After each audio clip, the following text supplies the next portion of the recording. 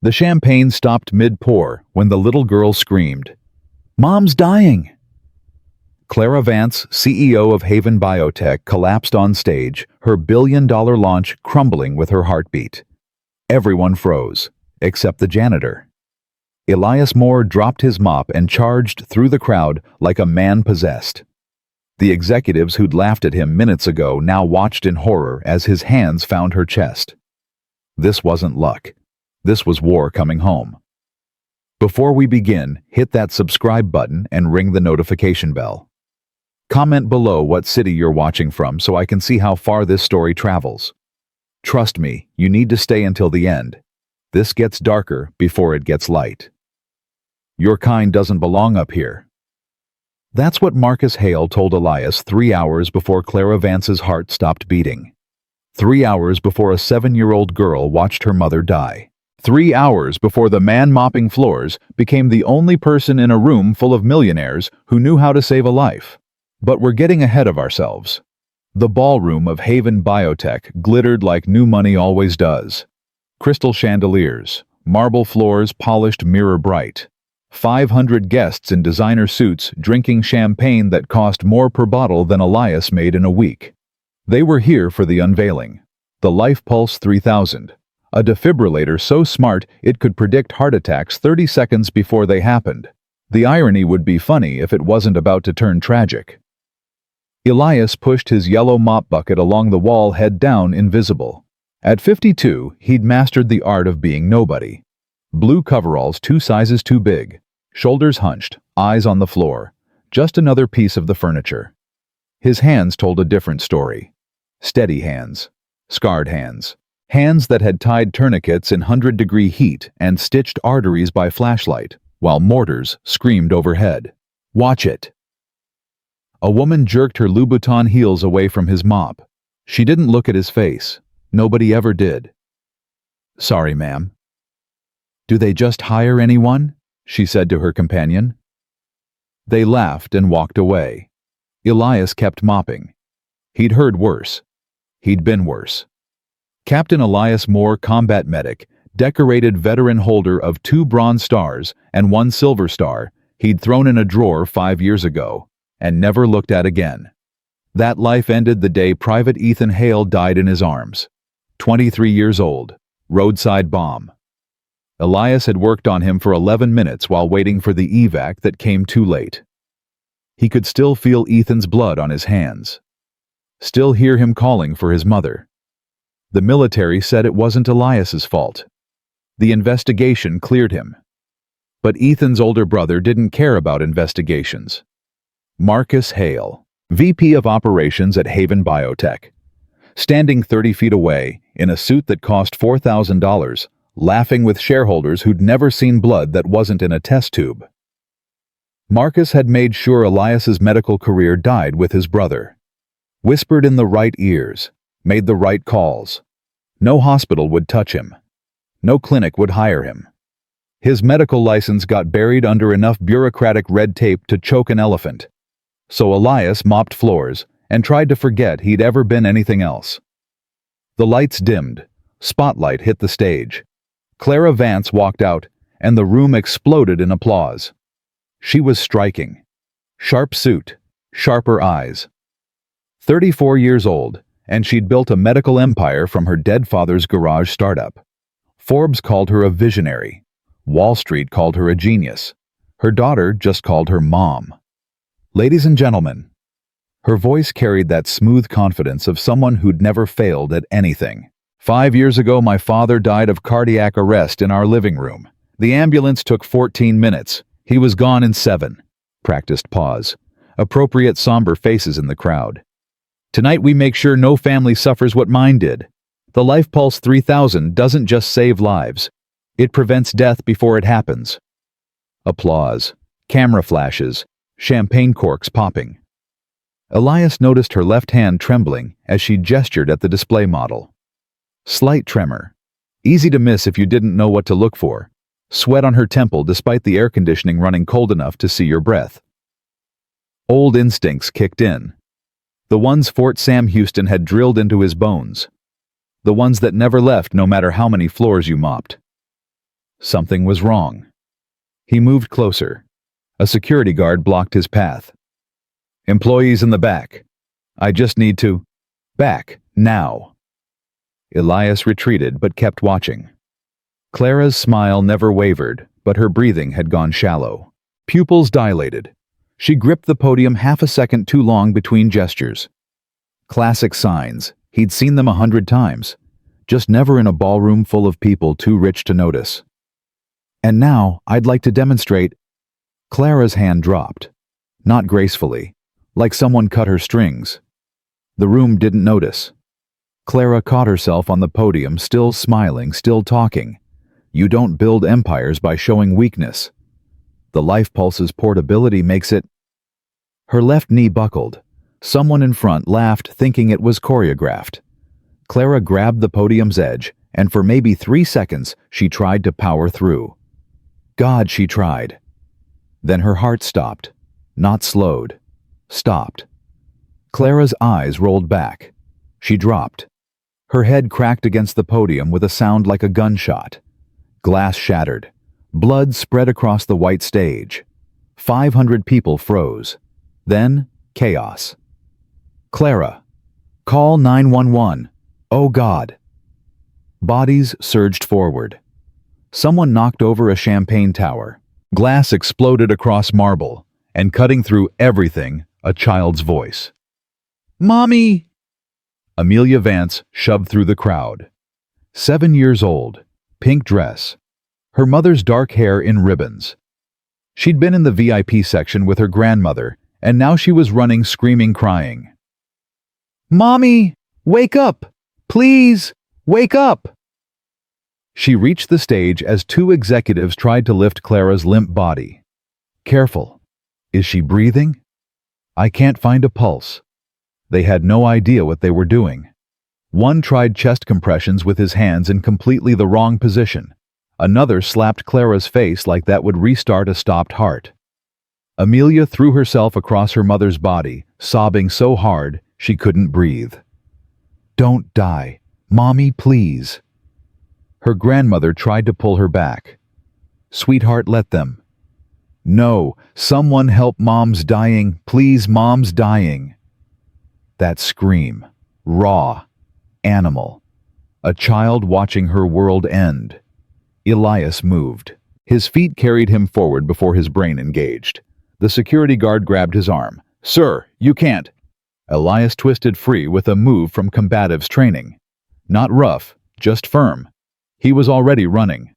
Through the crowd, past shocked faces, up the stage steps. "Get back." Marcus appeared, blocking his path. Recognition flashed in his eyes, then disgust. "You security." Elias didn't have time for old wounds. Clara's lips were blue. Chest wasn't rising. Fingernails turning gray at the edges. Maybe 90 seconds before brain damage started. 2 minutes before permanent damage. 4 before nothing mattered. "Move." Not the janitor voice. The command voice. The one that had ordered men through gunfire. "You're not a doctor, Moore. You're nobody." 2 guards started up the stairs.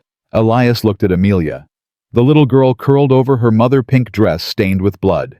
Her eyes met his, and he saw every family member he'd ever had, to notify every person who'd begged him to do the impossible. "Please," Amelia whispered. "Please save my mommy." Time fractured. Elias saw Ethan Hale bleeding out in Afghan sand. Saw the light leaving his eyes while Elias tried everything, and it wasn't enough. He saw the silver star buried under bills in his apartment. He saw the mop in his hands and the coveralls that had become his disguise. Then he saw Clara Vance dying while people who had no idea how to save her stood around taking videos. No more hiding. Elias shoved past Marcus hard enough to make him stumble. The guards lunged, but he was already dropping beside Clara, fingers finding her carotid. No pulse. Pupils fixed. Approximately 45 seconds since collapse. "Get an AED." His voice cracked like a whip. "Now!" The executive stared. The janitor was giving orders. "Move, no pulse. Someone find that life pulse. Someone call 911. Everyone else, back up." Something in his tone cut through panic. People started moving. A woman ran for the emergency kit. Someone shouted into a phone. Elias tilted Clara's head back, checked her airway, found nothing blocking it. He positioned his hands, laced his fingers, started compressions. Hard. Fast. 120 per minute. The rhythm came back like muscle memory. 1, 2, 3, 4. What are you doing? Marcus tried to pull him off. You'll kill her. Elias didn't break rhythm. She's already dead. I'm bringing her back. Amelia, sweetheart, I need you to go to your grandmother. No! The girl clung to her mother's arm. Amelia. His voice gentled without losing authority. I'm going to help your mommy, but I need space. Can you be brave?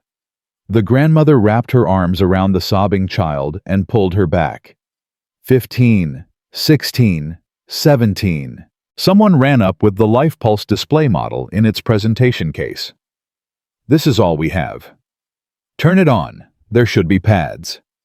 It's a demo unit. It's not charged. Of course. The revolutionary life-saving device wasn't actually functional at its own launch party. The Life Pulse 3000. Revolutionary. Also apparently decorative. Regular AED building emergency kit. Second floor, someone's getting it?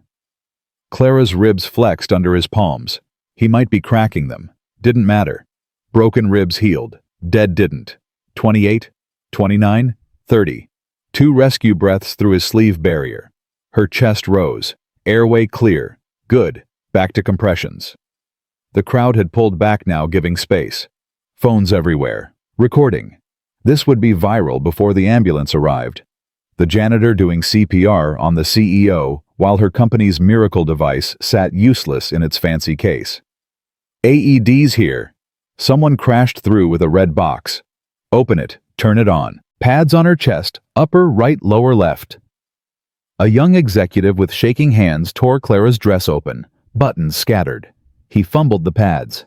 Faster. Every second counts. He finally got the pads attached. The AED powered on with a cheerful beep that sounded obscene. Analyzing rhythm. Do not touch patient.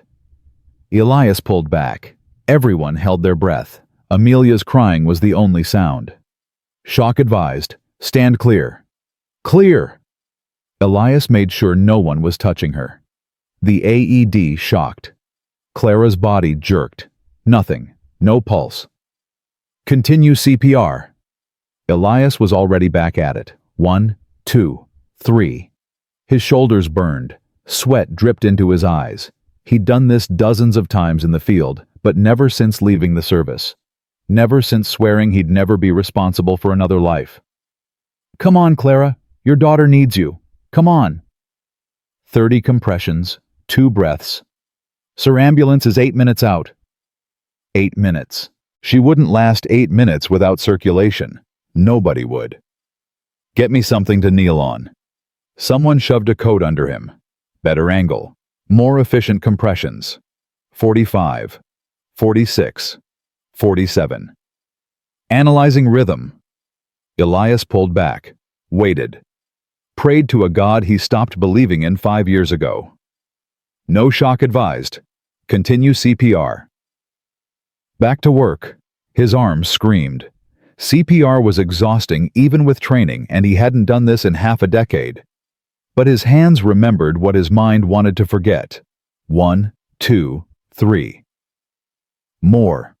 Marcus's voice quieter now. Uncertain. How long can you keep this up? Long as it takes. 4, 5, 6. If her brain, then help or shut up. 7, 8, 9. Marcus shut up. The room had gone silent. No more panic, no more shouting. Just Elias's hands against Clara's sternum and Amelia's soft crying, and 500 people who'd learned they were useless when it mattered. 60, 70, 80. Analyzing rhythm. Please, please, Shock advised. Stand clear. Clear. The shock hit. Clara's body arced off the stage. Elias felt for her carotid, and there it was. Faint. Thready. But there. A pulse. "She's back!" His voice broke. "I've got a pulse!" Amelia screamed. Not terror this time. Hope. Clara's chest rose on its own. Shallow but steady. Her eyelids fluttered, moved, opened. The room erupted. Cheering. Applause. Crying. Elias sagged back, hands shaking from exertion. He was covered in sweat and blood. Knees raw. Shoulders felt dislocated. Clara's eyes opened. Confused. Disoriented. She tried to sit up. "Easy." Elias gently held her shoulder. "You're okay. Lie still. Ambulance is coming." She looked at him. Really looked. For the first time, someone actually saw him. "Who?" Barely a whisper. "Just the janitor, ma'am." "Mommy." Amelia broke free, crawled to her mother carefully. "You're alive." Clara wrapped weak arms around her daughter. Both crying now. Paramedics burst through the doors, equipment rattling. Elias stood, his legs almost giving out, and backed away. His job was done. Time to disappear again. That's what janitors did. "Wait!" Clara's hand shot out, grabbed his wrist with surprising strength. "Don't go. What's your name?" "Elias Moore." "Elias." She held his gaze. "You saved my life." "Anyone would have—" "No, they wouldn't. They didn't. You did." The paramedics loaded her onto a stretcher, checking vitals, hooking monitors. But Clara didn't let go of his wrist. "I want to thank you properly. Tomorrow. My office." "That's not necessary. It's an order." A ghost of her smile. "From your CEO." Then they wheeled her away. Amelia and grandmother following, and Elias stood on a blood-stained stage in front of 500 people who suddenly couldn't stop staring. Marcus stood there, face unreadable. Around him, executives whispered, "That's the janitor." Where did he learn that? Someone said military. He knew exactly what to do. Elias walked down the steps through the crowd that parted like water. Past security guards who didn't try to stop him now. He found his mop bucket. The water had spilled across marble. He knelt to clean it. "Leave it." A voice above him. The older board member with kind eyes. "Someone else will handle it." "It's my job." "No." She smiled. "I don't think it is anymore." Elias didn't understand. Didn't have energy to figure it out. He just knew that for the first time in 5 years, he'd done what he was trained for. Saved a life. And this time, it had been enough. He stood, left the mop where it lay, walked out of the ballroom. Behind him, the party tried to restart, but nobody's heart was in it. They'd all seen how close death could come, even surrounded by the best medical technology money could buy. In the elevator down to the basement, Elias caught his reflection in polished doors. Blood on his coveralls. Sweat in his hair, hands still shaking. He looked like a soldier again. The elevator dinged. Doors opened to the basement level. Fluorescent lights. Concrete floors. His locker in the corner with a combination lock that stuck. His phone buzzed. Unknown number. The text had no words. Just a photo. Ethan Hale's grave. Fresh flowers on it. White lilies. And a handwritten note propped against the headstone. The message was only 2 words. "We talk." Elias stared at the photo. His hands stopped shaking. Something cold settled in his chest. Marcus Hale had just declared war. And this time, Elias wasn't running. Elias didn't sleep that night. He sat in his studio apartment, still in his blood-stained coveralls, staring at the photo on his phone. Ethan Hale's grave. Fresh flowers. 2 words that felt like a knife to the throat. We talk. The apartment was small. 1 room, kitchenette in the corner. Bathroom the size of a closet. Rent was $800 a month, and he was usually 2 weeks late. The silver star sat in the top drawer of a battered dresser buried under unpaid bills and takeout menus he never used. He'd moved here 5 years ago after the military review board cleared him, and Marcus Hale destroyed him anyway. Started over. Started small. Started invisible. His phone buzzed again. Another unknown number. This time, it was a news alert. Breaking Haven Biotech CEO collapses during product launch. Janitor saves her life.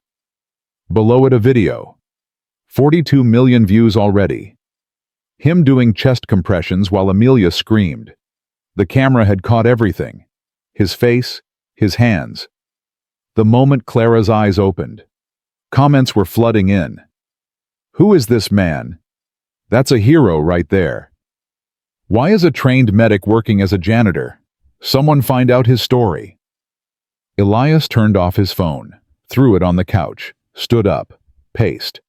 His shoulders still ached from the compressions. His knees were raw. But what hurt most was the look on Marcus's face right before the ambulance left. Not anger, not hatred, something worse. Fear. Marcus was scared of what Elias might say now that cameras were watching. Scared the truth about Ethan might come out. Scared that the narrative Marcus had built for 5 years was about to collapse like Clara had on that stage. Good. Let him be scared. Elias walked to his dresser, opened the top drawer, pushed aside the bills, and found the silver star in its case.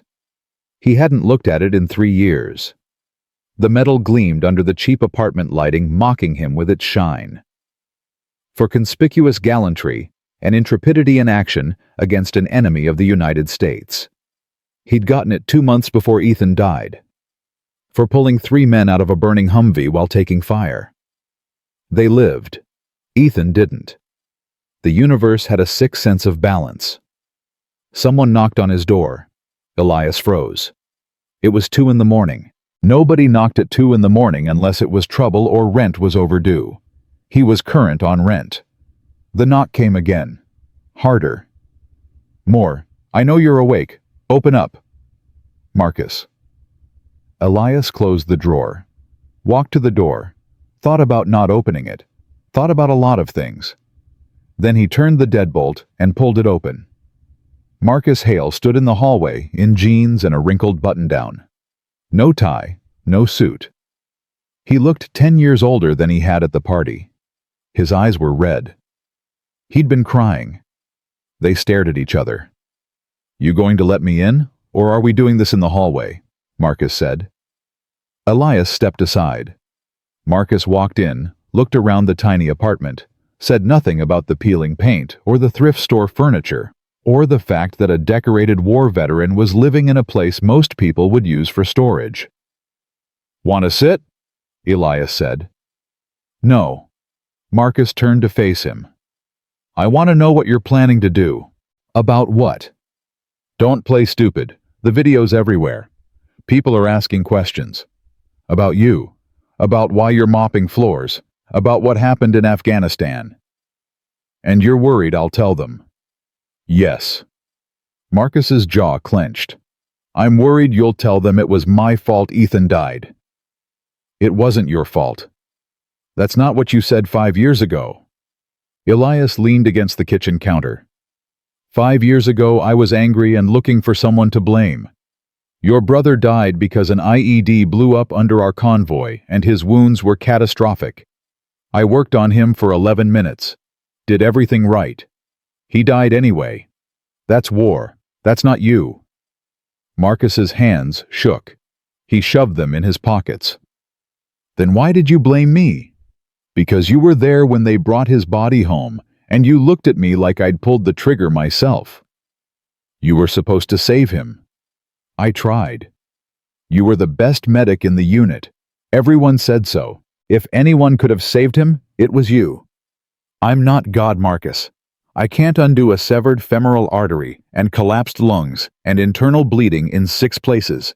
Your brother died before the medevac even got the call. Marcus's face crumpled. He turned away, hand over his mouth, shoulders shaking.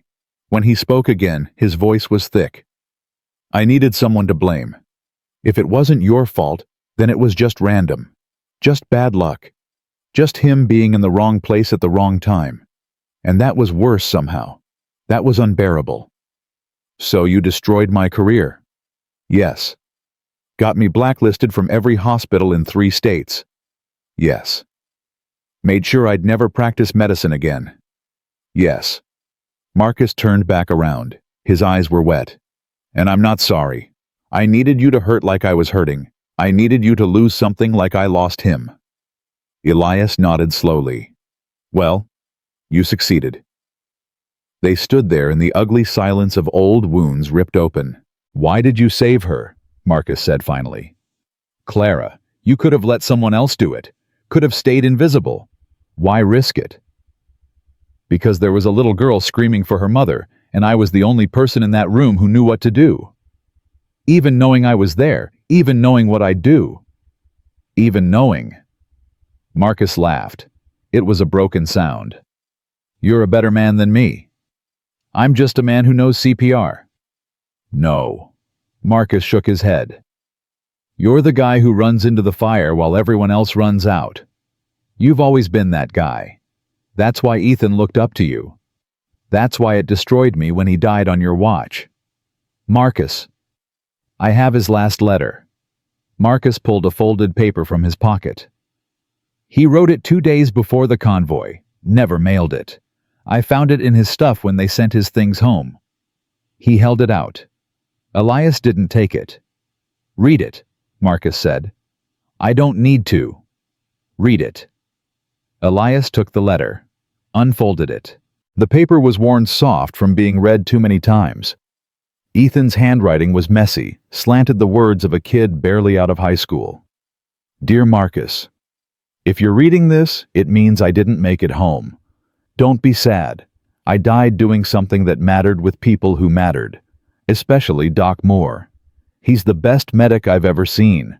Last week he saved 3 guys from a burning truck while bullets were flying. Didn't even hesitate, just ran in. If something happens to me, I know he'll do everything he can. If I don't make it, it won't be because he didn't try. It'll be because my number came up. That's war. Tell Mom and Dad I love them. Tell them I wasn't scared. Tell Doc Moore thank you for everything. Love, Ethan. Elias's hands shook. He folded the letter carefully and handed it back. I've read that 1,000 times, Marcus said. Took me 5 years to hear what he was actually saying. He didn't blame you. He knew the risks. He trusted you completely. The only person who blamed you was me. Why are you telling me this now? Because you saved Clara's life tonight, and tomorrow morning, she's going to call you into her office and offer you something. A real job. A second chance. And I came here to tell you that when she does, I won't stand in your way. Elias stared at him. What? I'm not going to fight it. I'm not going to whisper in ears or make calls or bury you under paperwork. I'm done with that. I'm done punishing you for something that wasn't your fault. Marcus's voice broke. I'm done punishing myself. Marcus, I was wrong about you, about what happened, about everything, and I can't take back the last 5 years, but I can stop making it worse. He walked to the door, stopped with his hand on the knob. My brother was right about you. You're the guy who runs into the fire, and I'm sorry I tried to make you ashamed of that. Then he was gone. Elias stood alone in his apartment at 2:30 in the morning with aching shoulders and a head full of ghosts that were starting to look less like monsters and more like memories. He went to bed but didn't sleep. Just lay there staring at the ceiling until dawn came gray and cold through his single window. At 8 o'clock his phone rang. Unknown number. He almost didn't answer. Hello? Mr. Moore. A woman's voice. Professional. Crisp. This is Sandra Chen, executive assistant to Clara Vance. Ms. Vance would like to see you in her office at 10 o'clock this morning. Can you make it? She just had a heart attack last night. She should be in the hospital. She checked herself out 3 hours ago against medical advice. Can you make it? Yes. Excellent. Top floor. She's expecting you. The line went dead. Elias looked at his closet. He owned 2 pairs of jeans, 3 t-shirts, his work coveralls, and 1 suit he'd bought for his father's funeral 8 years ago. It probably didn't fit anymore. He showered, shaved, put on the suit. It was tight in the shoulders, but not terrible. He looked in the mirror and barely recognized himself. He looked like Captain Moore again. He looked like someone who mattered. At 9:30, he took the bus to Haven Biotech. The glass tower gleamed in morning sun. A protest had formed out front. Maybe 30 people with signs. Corporate greed kills. Where's your heart haven? Medical care, not medical profit. Elias walked past them into the lobby. It was different in daylight. Cleaner somehow. Less like a stage, and more like a place where actual work happened. A security guard stopped him at the front desk. "Can I help you?" "Elias Moore. I have an appointment with Ms. Vance." The guard checked his computer. His eyebrows went up. "The janitor. I mean Mr. Moore." "Yes. Top floor. Take the executive elevator on the right." Elias rode the elevator alone. It was glass on 3 sides, showing him the city dropping away as he rose. He'd mopped these elevator floors 100 times. Never rode in one. The doors opened on the top floor. A woman in a sharp gray suit stood waiting. Sandra Chen, probably. She smiled. "Mr. Moore, right this way." She led him through an open office space where people stopped typing to stare. Everyone had seen the video. Everyone knew who he was now. Their faces showed everything from curiosity to gratitude, to that uncomfortable look people get when they realize they'd been ignoring someone important. Sandra stopped at a corner office with floor-to-ceiling windows. "She's ready for you." She knocked once and opened the door. Clara Vance sat behind a desk the size of a small car. She looked pale, but alive. Very alive. A bandage covered the cut on her forehead. She wore a white blouse and somehow made almost dying yesterday look elegant. Amelia sat in a chair beside the desk coloring. When she saw Elias, she jumped up and ran to him. "You came. Mommy said you would come." Elias knelt down. "Hey there, sweetheart. How are you feeling?" "I'm okay. Mommy's okay too. The doctors said you saved her."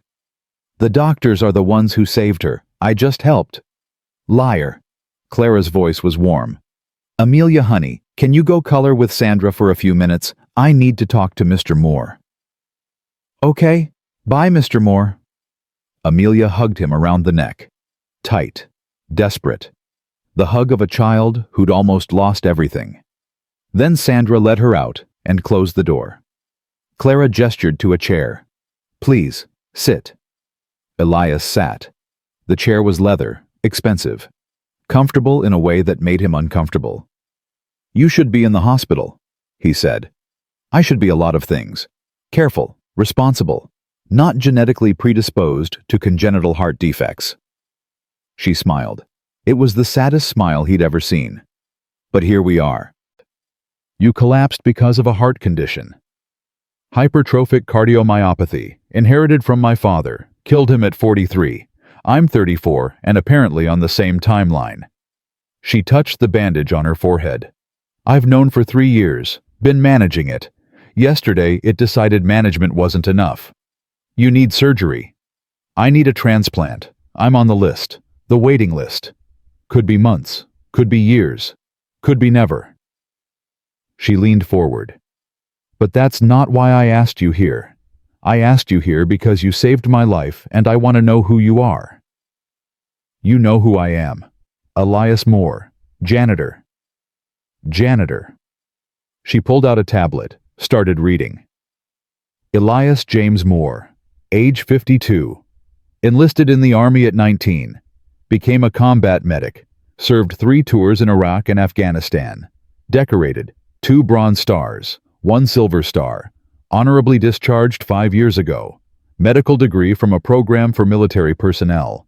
Licensed and then suddenly not licensed. Worked 6 months at Portland General, then nothing.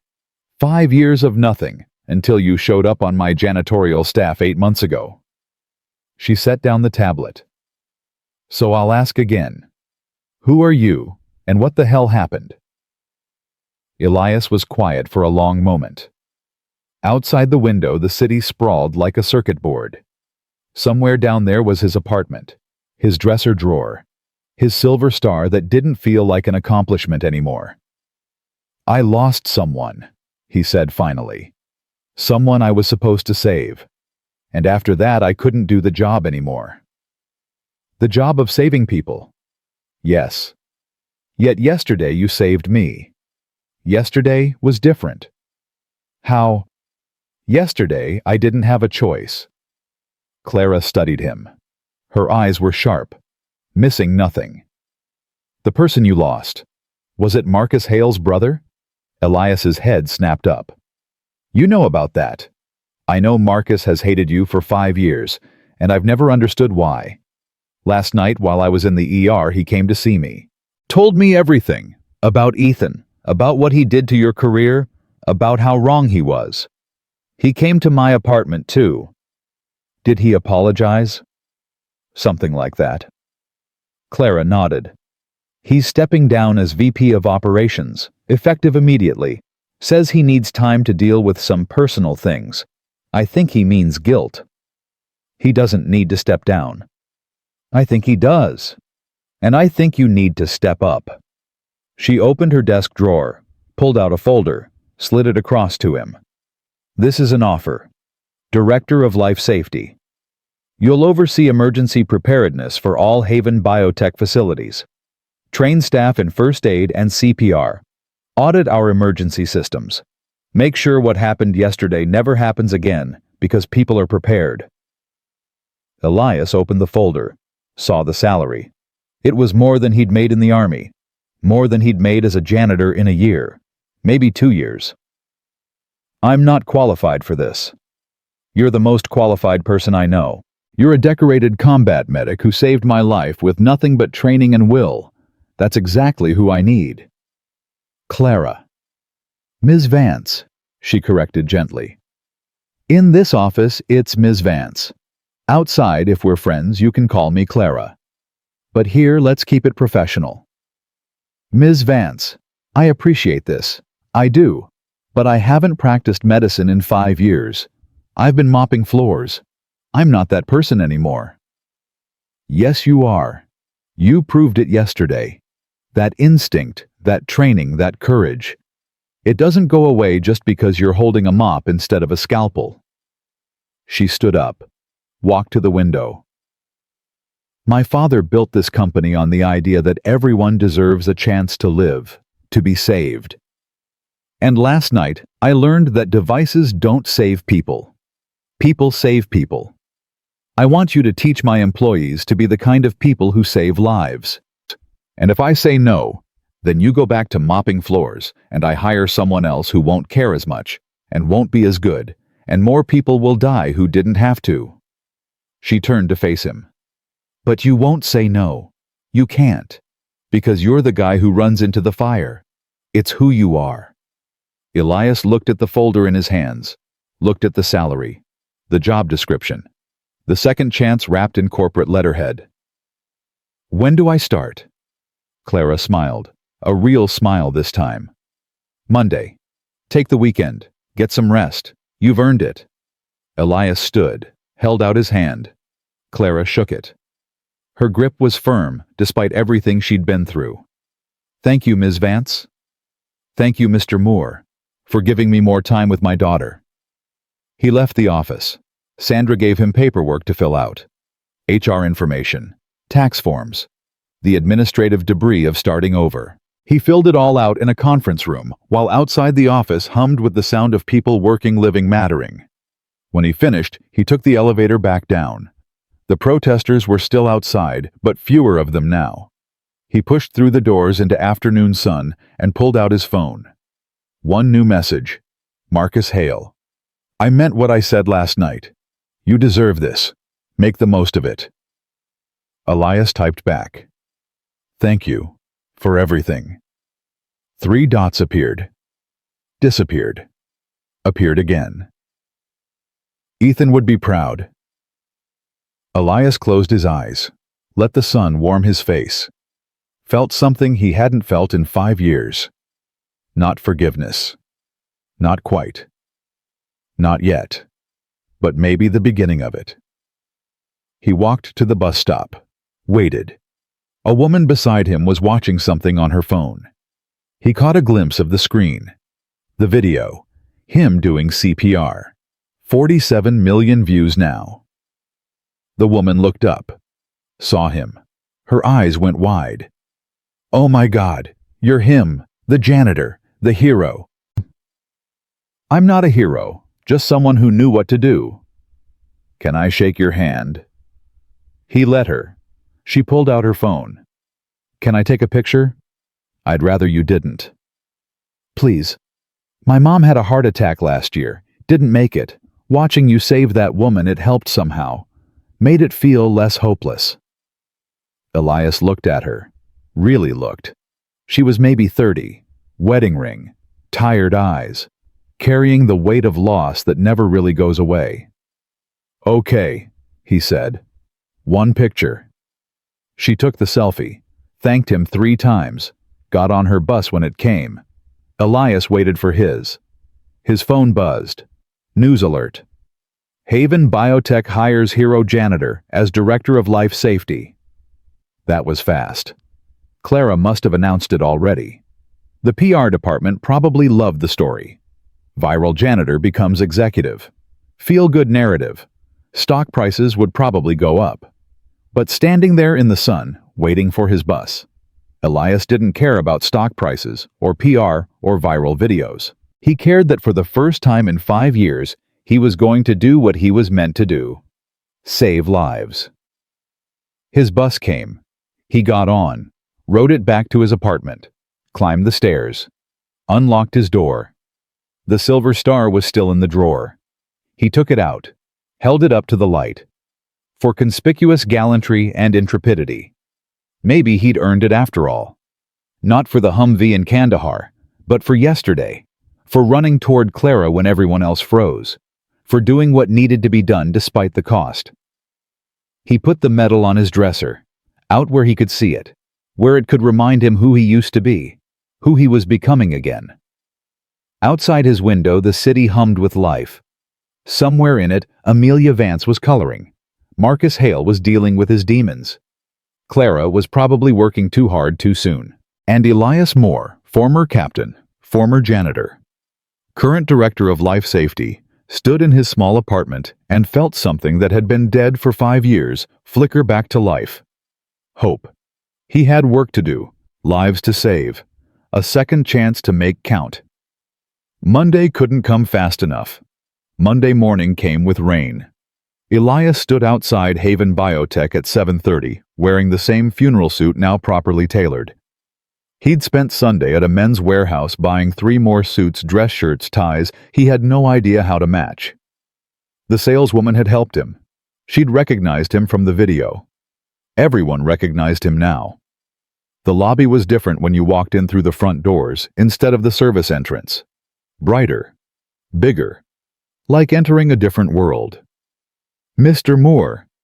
The receptionist waved him over. Young woman. Bright smile.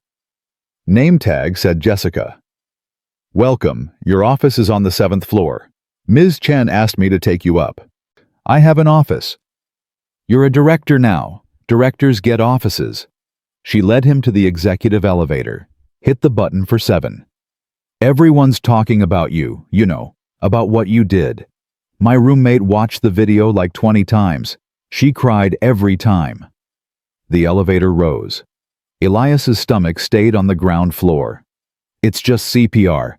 Anyone can learn it." "That's what makes it so amazing. You didn't have some fancy machine, just your hands and your training. You made people realize they could be heroes too." The doors opened. Sandra Chen waited in the hallway wearing another sharp suit. This one was navy blue. "Mr. Moore, right on time. Let me show you around." She walked fast. Elias followed. The 7th floor was open concept, glass-walled offices around the perimeter, cubicles in the middle, a break room with an espresso machine that probably cost more than his rent. "Your office." Sandra opened a door. It wasn't huge, but it had a window, a real desk, a computer, bookshelves that were empty, a nameplate that read, Elias Moore, Director of Life Safety. Ms. Vance wants to see you at 9 for your first briefing. Until then, get settled. It will be by to set up your computer. HR needs you to sign more paperwork. And this arrived for you this morning. She handed him a card. Heavy stock. Expensive. He opened it.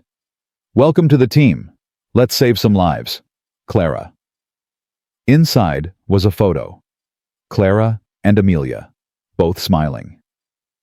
At the bottom, in a child's handwriting, "Thank you for saving my mommy. Love, Amelia." Elias set it on his desk, stared at it for a long moment. Then he sat in his chair.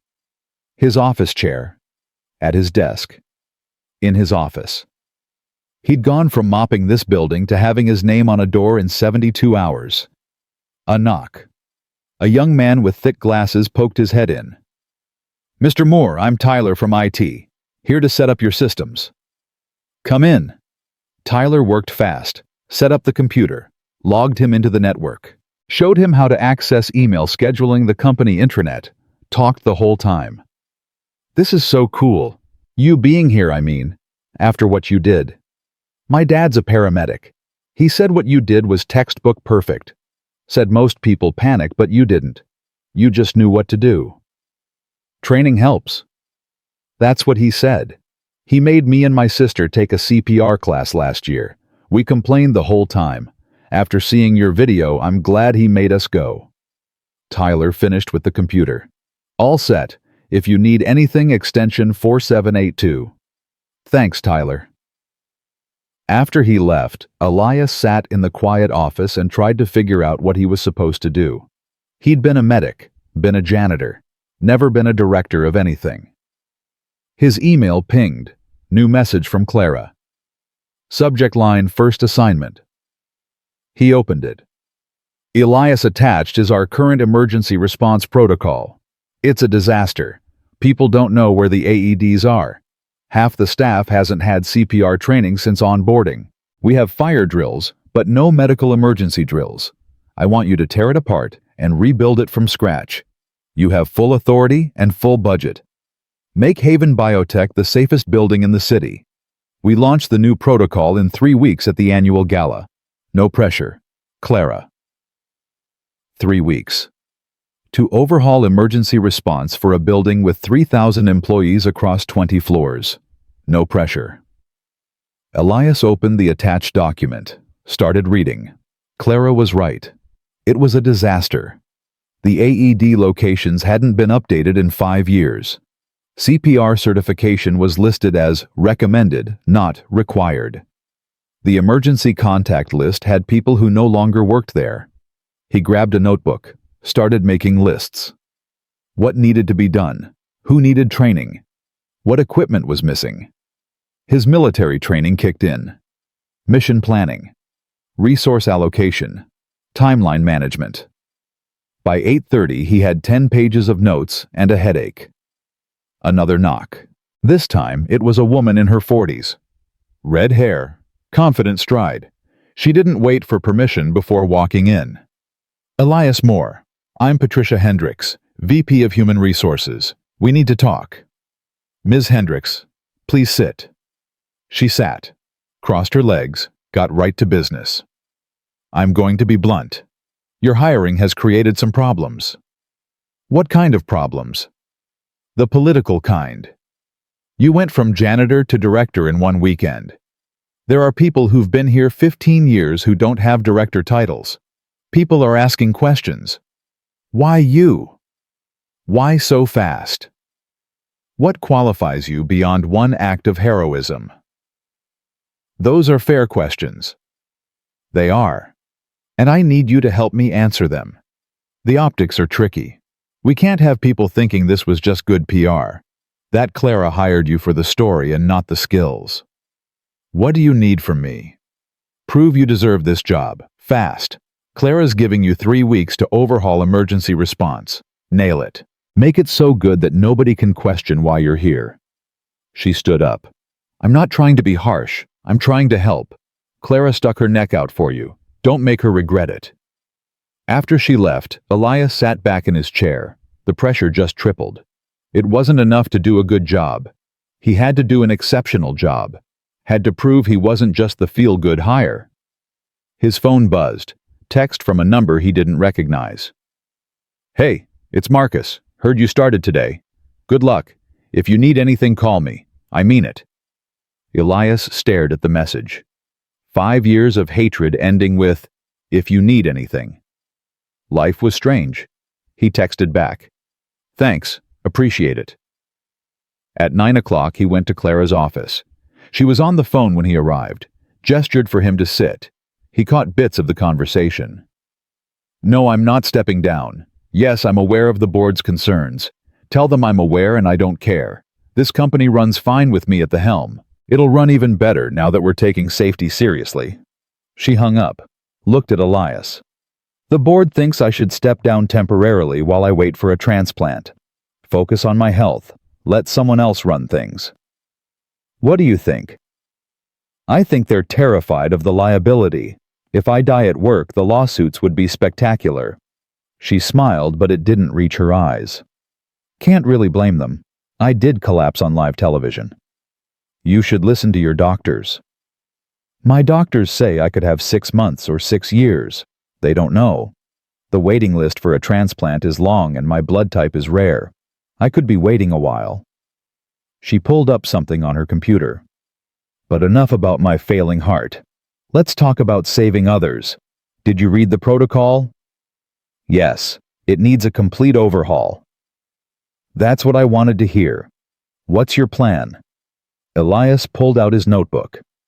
"First, we audit every floor, locate all AEDs, make sure they're functional and accessible. Put them in clear cases with alarms so people can't miss them. Second, mandatory CPR training for everyone, not just watching a video. Actual hands-on training with mannequins.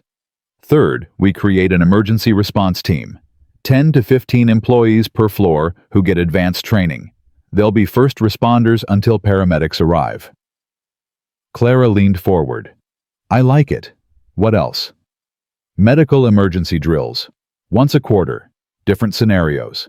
Cardiac arrest. Choking. Severe allergic reaction. We make it routine so if it happens for real people, don't freeze." "Cost?" "I haven't run the numbers yet, but it won't be cheap. Training equipment, man-hours.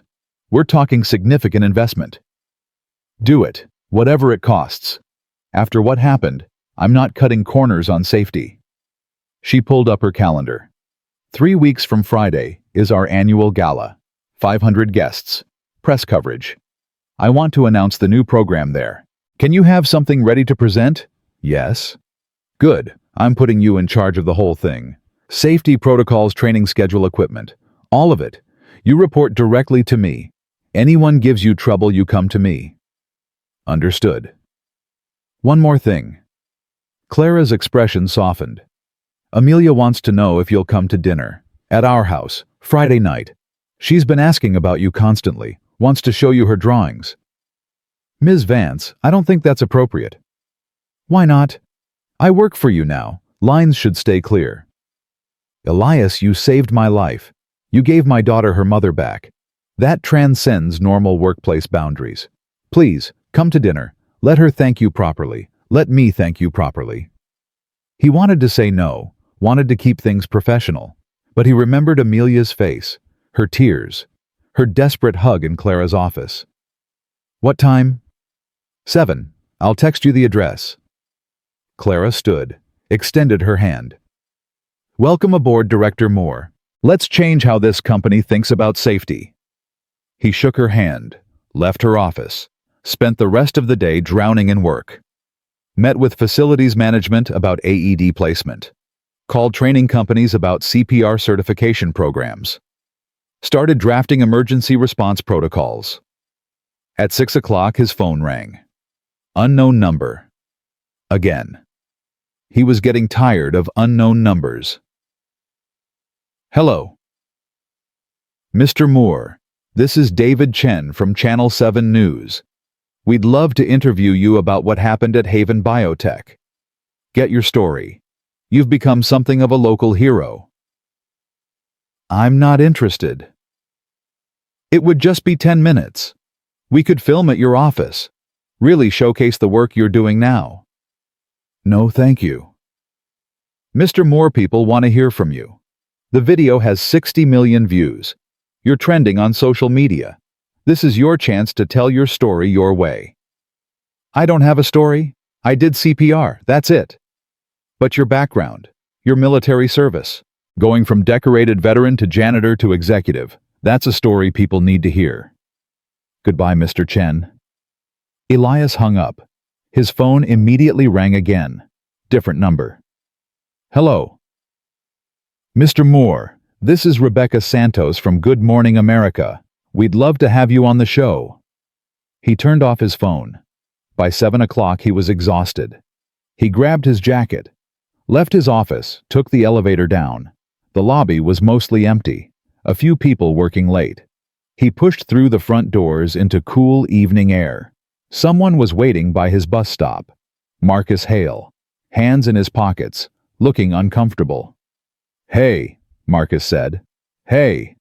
They stood there in awkward silence. I don't know how to do this, Marcus said finally. This whole being civil thing, 5 years of hating you, and now I don't know what we are. We don't have to be anything. But I want to be. Something. Not friends maybe, not yet, but not enemies either. Marcus kicked at the sidewalk. I was wondering if you wanted to grab a beer, talk, clear the air properly. Elias thought about saying no, about keeping distance, about all the reasons this was a bad idea. There's a bar 2 blocks from here, he said. McSorley's. I know it. See you there in 5. Yeah, 5. Marcus walked away. Elias watched him go. Then he started walking toward McSorley's. It was a dive bar. Dark wood, dim lighting. The kind of place that didn't care who you were or what you'd done. Marcus was already there when Elias arrived. Had claimed a corner booth. 2 beers on the table.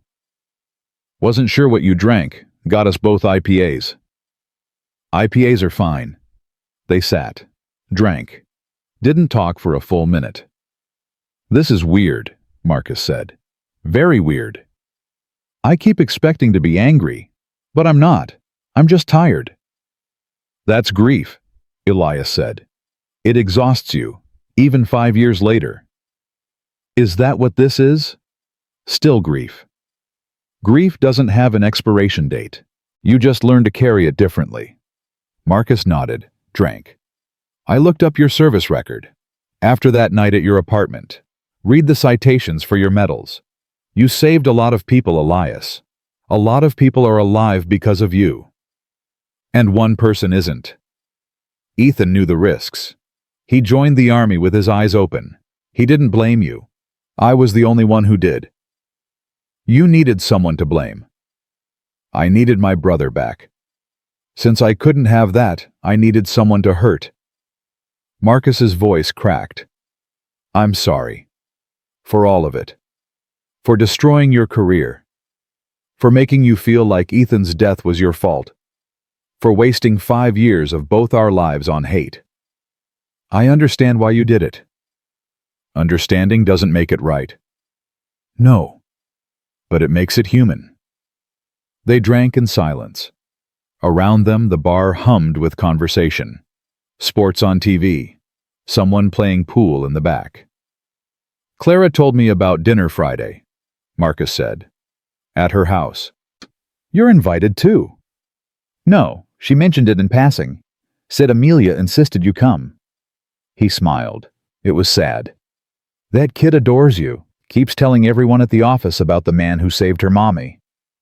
She's a good kid. She is. Reminds me of Ethan when he was young. Fearless. Full of joy. Before the world got complicated. Marcus finished his beer, signaled for another. Can I ask you something? Sure. When you were doing CPR on Clara, when it wasn't working and everyone was watching and you had to keep going, what were you thinking? Elias considered the question. I was thinking about your brother, about how I couldn't save him, about how this was my chance to get it right. Did you get it right? Clara's alive, so yes, this time I got it right. Marcus nodded. That's good. That you got to save someone after losing Ethan. That's really good. They stayed at the bar until 9. Talked about everything and nothing. The job, the company. What Marcus planned to do with his time off. He was thinking about therapy, about finally dealing with his brother's death properly, instead of using hate as a shield. When they left, Marcus held out his hand. Thanks for the beer, for listening, for not telling me to go to hell. Elias shook it. Thanks for the apology, for the letter, for letting me move forward. You deserve it. You deserved it 5 years ago. I'm just sorry it took me this long to see it. They went separate ways. Elias caught his bus home, sat by the window, watched the city slide by, thought about how much had changed in less than a week, how one moment of action had started a cascade of changes he never saw coming. His apartment felt smaller when he got home. The suit felt strange. He changed into jeans and a t-shirt, made a sandwich, sat on his couch. His phone had 17 missed calls, 6 voicemails, 23 emails, all from reporters, news stations, podcasters. Everyone wanted his story, wanted to know about the hero janitor who saved the CEO. He deleted them all. Friday came faster than Elias expected. The week had been chaos. Meetings with every department, walking all 20 floors to inspect emergency equipment, interviewing CPR instructors, drafting protocols, ordering AEDs. His head spun with logistics. Clara's address led him to a neighborhood he'd never been able to afford to visit. Big houses with big yards, trees lining the streets. Her house was brick, 3 stories, windows that glowed warm against the evening dark. He rang the doorbell at 7 exactly. Amelia opened the door.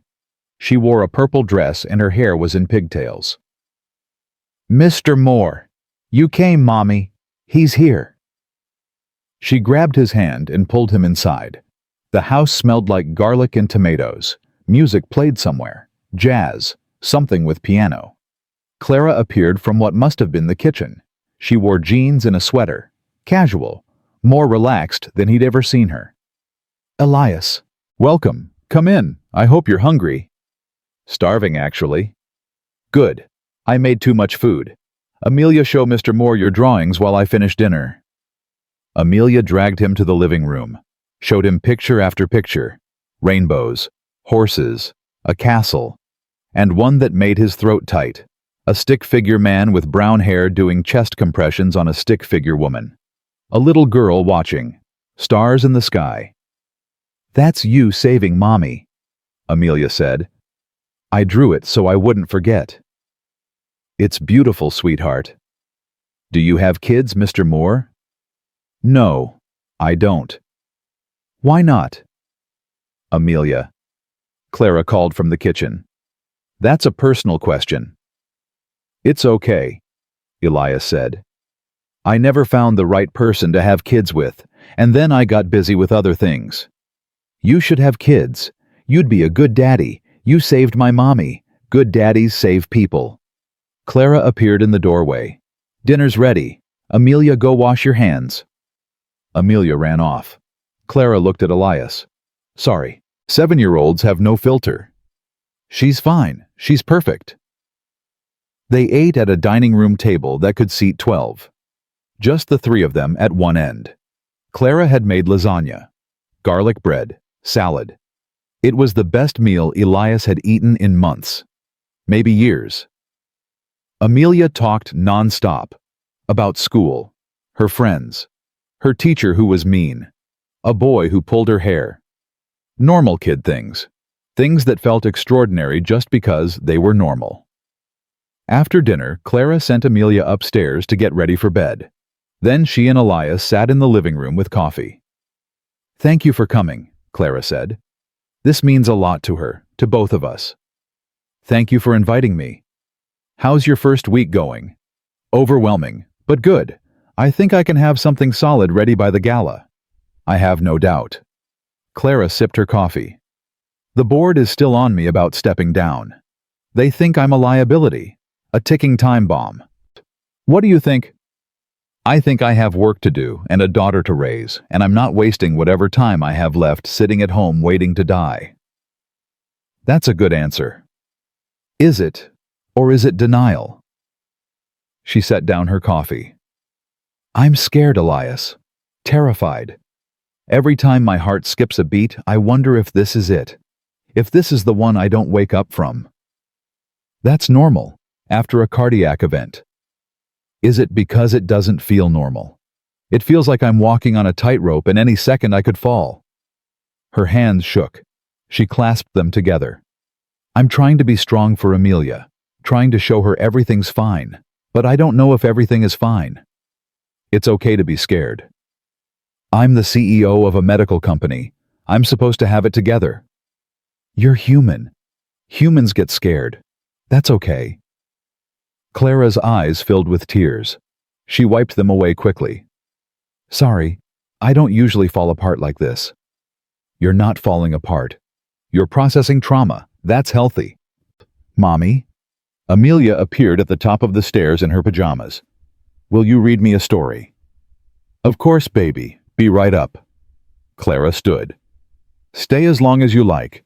Help yourself to more coffee. She went upstairs.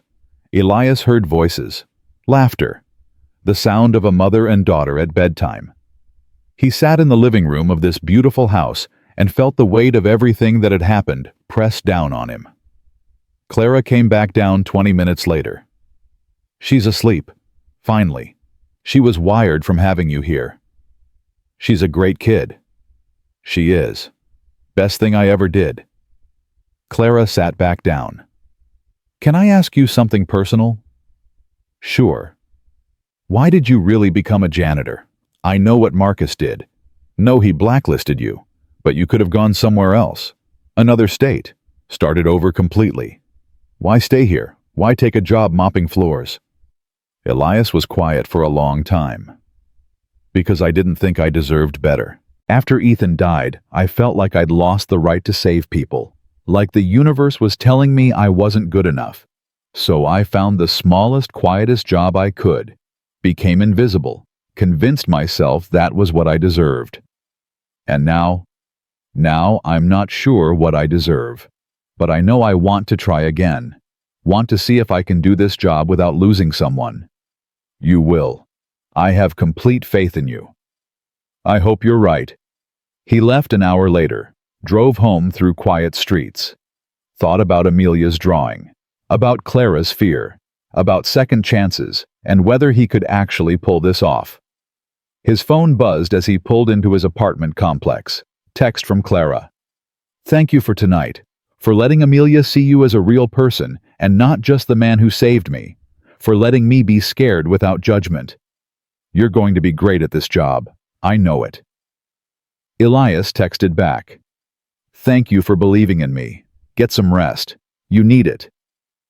He went inside, set his keys on the counter, looked at the silver star on his dresser. 3 weeks until the gala. 3 weeks to prove he deserved this job. 3 weeks to build something that could save lives. No pressure. He got to work. The next 2 weeks were a blur of 18-hour days and too much coffee. Elias turned his office into a war room. Wall charts tracking AED installations, training schedules color-coded by floor, emergency response team rosters. He lived on protein bars and whatever Sandra brought him when she noticed he'd forgotten to eat. You're going to burn out, she said on day 12, setting down a sandwich he didn't remember asking for. I'm fine. You're not. Clara's worried. She says you're here when she arrives at 6 and still here when she leaves at 8. There's a lot to do. There's always a lot to do. Pace yourself. The gala is a starting point, not a finish line. But Elias couldn't pace himself. Every time he closed his eyes, he saw Clara collapsing, saw Amelia screaming, saw all the ways things could go wrong and people could die because he hadn't prepared them. The CPR training started on day 15. Elias had hired 3 instructors. Set up the company gym with 20 training mannequins, scheduled mandatory sessions for every employee, 4 hours of hands-on training, No exceptions. The first group came in skeptical. 30 employees from accounting who clearly had better things to do. They slouched in their chairs, checked their phones. One guy actually fell asleep. "Good morning," Elias said. "I'm Elias Moore. For the next 4 hours, I'm going to teach you how to save a life." 4 hours. A woman in the back groaned. "For CPR, can't we just watch a video?" "You can watch 1,000 videos. Won't matter if you freeze when it counts." Elias walked to the front mannequin. 3 weeks ago, your CEO collapsed on stage. 500 people watched. You know how many tried to help? Silence. 2. Both doing it wrong. Everyone else just stood there with their phones out. He looked at each face. Next time, it might not be the CEO, might be your coworker, your friend, someone's daughter. And when that happens, I want you to be the person who moves, not the person who films. The room shifted. Phones went away. People sat up. "Now, everyone find a mannequin. Let's get started." By hour 3, they were exhausted. Chest compressions were brutal, arms shaking, sweat pouring, but they kept going. And when the session ended, they didn't leave immediately. They stayed, asked questions, wanted to practice more. The guy who'd fallen asleep came up to Elias afterward. "My dad died of a heart attack when I was 16. I didn't know what to do. Just watched him die on the kitchen floor. If I'd known CPR..." "You know now," Elias said. "That matters." "Yeah, it does. Thank you. For making this mandatory. For teaching us." Word spread. The next groups came in ready, eager even. Elias ran 8 sessions a day. Early morning, lunch breaks, after work. The company gym became a revolving door of people learning to save lives. On day 18, Clara showed up to a training session unannounced. Stood in the back watching. When it ended, she approached Elias. "I want to learn." "You should be resting."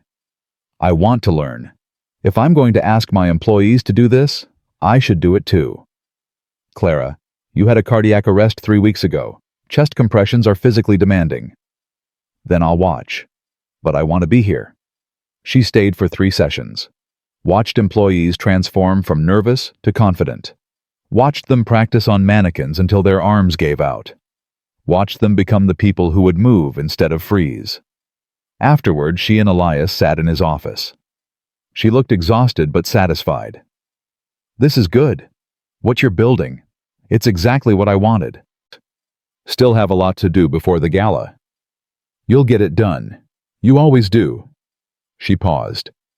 "The board is coming to the gala. They want to see what we're spending their money on." "Are they still pushing you to step down?" "Every day. They've asked me to name an interim CEO, just in case." "What did you say?" "I said I'm not planning on dying anytime soon." She smiled, but it was tired.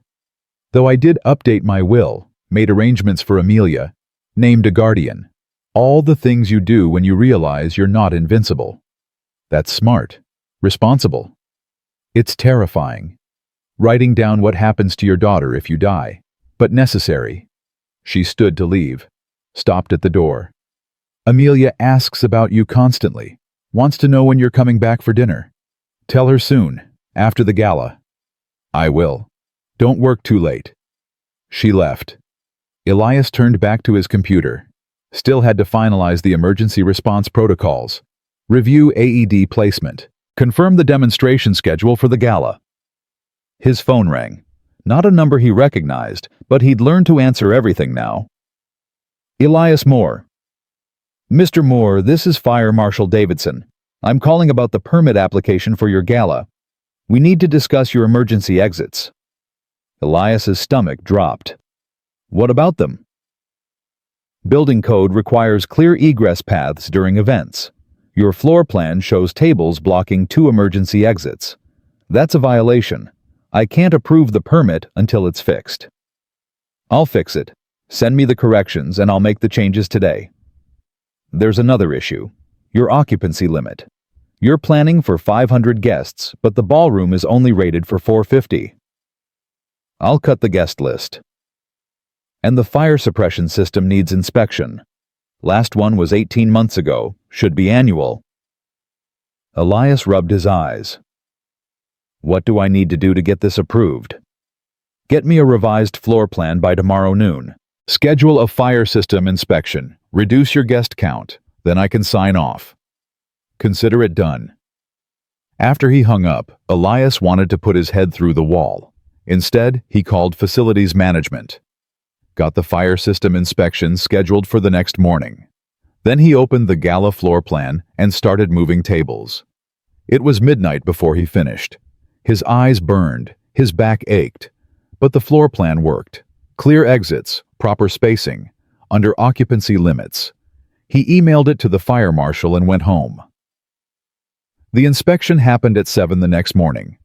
Elias met the inspector in the lobby, followed him through every floor, watched him test alarms, check sprinklers, review emergency lighting. Everything looks good, the inspector said finally. I'll file my report today. You're clear for the gala. One problem solved. 50 more to go. The week of the gala, everything accelerated. Catering confirmed. AV team set up. Press credentials issued. Clara did 3 interviews about the new safety initiative. Each one mentioned Elias. Each one he refused to participate in. They want to talk to you, Clara said. The man who started it all. The program speaks for itself. It doesn't need me. You're being modest. I'm being smart. The story isn't about me. It's about what Haven Biotech is doing to protect people. Clara studied him. You really don't want the attention, do you? I just want to do the job. Most people in your position would milk this for everything it's worth. Speaking tours, book deals, the whole thing. I'm not most people. No, you're not. That's why I hired you. The day before the gala, Marcus showed up at Elias's office. He looked good, healthier. The dark circles under his eyes were gone. Hey, got a minute? Sure, come in. Marcus sat. I wanted to give you this before tomorrow. He handed Elias an envelope. Inside was a check. Made out to Elias. For $50,000. What is this? Back pay. For the 5 years you should have been working as a medic but couldn't because of me. It's not enough. Could never be enough. But it's something. Marcus, I can't take this. Yes, you can. I destroyed your career. Cost you years of income. This is the least I can do. I don't want your money. It's not about what you want. It's about what's right. Marcus's voice was firm. Cash it. Don't cash it. I don't care. But I needed to offer it. Needed to try to make amends financially since I can't undo the past. Elias looked at the check. $50,000. More money than he'd seen in years.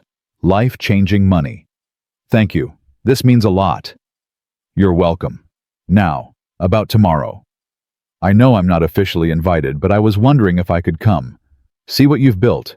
See the program that came from Ethan's death meaning something. You're welcome anytime. I'll have Sandra add you to the list. Thanks. Marcus stood. Good luck tomorrow. You're going to do great. After he left, Elias sat holding the check.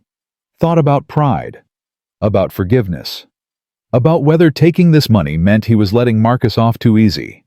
Then he thought about his student loans, his crappy apartment, the car that barely ran. And he folded the check and put it in his wallet. Forgiveness didn't mean martyrdom. The morning of the gala, Elias was at Haven Biotech at 5. Checked every AED one last time. Walked through the emergency exits. Reviewed the presentation. Briefed the response team on their demonstration. By noon, he was running on adrenaline and fear. Clara found him in the ballroom at 3. The space was transforming. White tablecloths, crystal centerpieces, a stage with professional lighting, banners reading, "Haven cares, a new era of safety." It looks amazing, she said. Hope the board thinks so. They will, and if they don't, that's their problem. She was wearing a dress, blue, elegant. Her hair was done. She looked beautiful and fragile at the same time. How are you feeling? Terrified. Good. That means you care. She touched his arm. You've done incredible work. In 3 weeks, you've built something most companies take years to implement. Whatever happens tonight, be proud. I'll be proud when nobody dies at this party. That's a low bar. After last time, it's the right bar. At 6, the guests started arriving. Board members, investors, press, city officials, everyone who was anyone in healthcare and business. They mingled, drank champagne, admired the displays showing the new emergency equipment. Elias stayed backstage, too nervous to socialize. His emergency response team was scattered through the crowd. 10 people per floor, all wearing special badges, all ready. At 7, Clara took the stage. The room quieted. Good evening. Thank you all for being here. 3 weeks ago, I stood on this stage and collapsed. My heart stopped. And if not for one man's training and courage, I wouldn't be standing here tonight. Applause, cameras flashing. That experience changed me, changed this company, made me realize that technology alone doesn't save lives. People save lives. Trained, prepared, courageous people. She gestured to the screens behind her. Tonight I'm proud to announce Haven Cares, the most comprehensive workplace safety initiative in the country. The screens lit up with statistics, AED locations, training numbers, response times. Every employee has been trained in CPR and first aid. Every floor has an emergency response team. Every corner of this building is equipped to save lives. And the man who made this happen in just 3 weeks is here tonight. Elias Moore, would you please join me? Elias's heart stopped. She hadn't told him he'd have to speak, hadn't warned him. He walked on stage feeling like he might throw up. The applause was thunderous. People stood. He saw Marcus in the crowd, Chen, saw Sandra, saw employees he'd trained, all of them clapping. Clara handed him the microphone. He took it with shaking hands. Thank you. I'm not great at speeches.